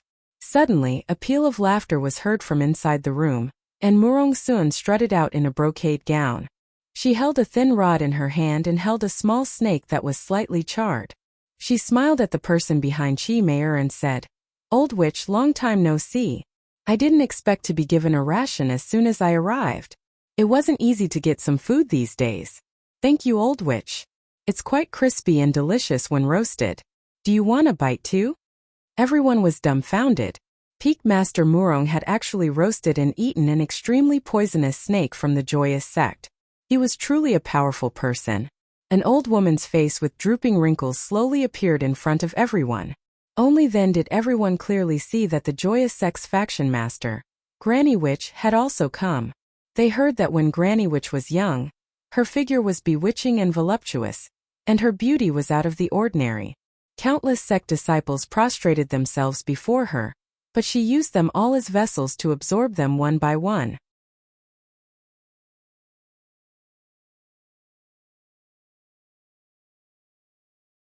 Chapter 404. Later on, Granny Witch seemed to have offended someone, causing her appearance to be completely disfigured, resulting in her current ghastly appearance. However, no one knew what kind of grudge she had with Murong-sun for her to arrange for her disciple to cause such a farce as soon as she arrived at Xixia Valley.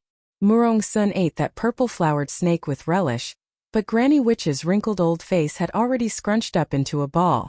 It could be seen that the old woman was very angry at this moment. She turned to her disciple, Chi Mei-er, and fiercely shouted, "Don't you find it embarrassing? Come back." Feeling wrong, Chi Mei-er walked behind Granny Witch with small quick steps. Her beautiful eyes were filled with shyness and timidity as she swept her gaze over the outstanding youths. Murong-sun, long time no see. When Granny Witch opened her mouth, her voice was quite crisp, like a nightingale leaving the valley. The contrast between her voice and her appearance caused people to shudder instead. "It has been quite a while." Murong-sun casually tossed the roasted snake she finished eating to the ground and cheerfully examined Granny Witch's sagging and wrinkled old face. "Old witch, your face seems to be a bit more wrinkled than it was a few years ago." Everyone could see that Granny Witch's face twitched slightly. Presumably, her mood was not as calm as she appeared on the surface. Perhaps she already wanted to butcher Peak Master Murong and chew on her flesh in her heart. "Today, it is this old woman's disciple who has disturbed everyone," Granny Witch said aloofly. "This old woman apologizes to everyone here. Mehor, let's go." Setting aside Chi Mei-er, that oddball, Hua-er, the beautiful woman in plain white clothes with only a small beaded flower in her hair behind the old woman was quite different from the red and green senior sisters around her. Her expression was serene, and her eyes were downcast. Occasionally, she would raise her head and look at everyone with a trace of benevolence. This was truly a little white flower that grew out of the mud without being stained. Everyone silently said this in their minds and looked at Miss Hua-er sympathetically. What a pity. A proper girl from a decent family had to follow a group of Coitus Valley witches in and out. Sigh, it truly made one's heart ache. Wait! Murong-sun's voice immediately made Xixia Valley's Valley Master, Luo Jinyang, jump in fright. He hastily walked up and said with an apologetic smile, "Peak Master Murong, look, it's quite late now. Can we talk about our business tomorrow?" Murong Sun glared at this good-natured valley master and waved her hand. "I don't have any other intentions. Since the misunderstanding has been resolved, you can leave if you want. However, I don't know which idiot kicked down my front door, so it has to be fixed immediately. Otherwise, no one will be able to sleep." "Fix it." All the Holy Water sect disciples angrily rebuked in unison.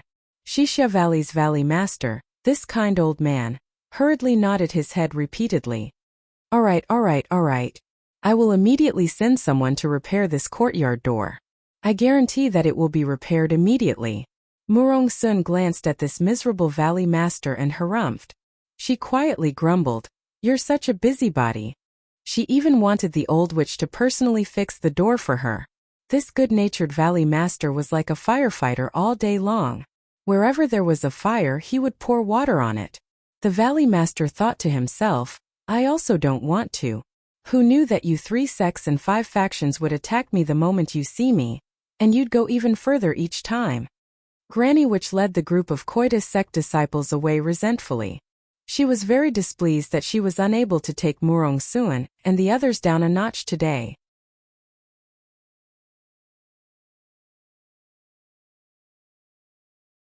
Chapter 405.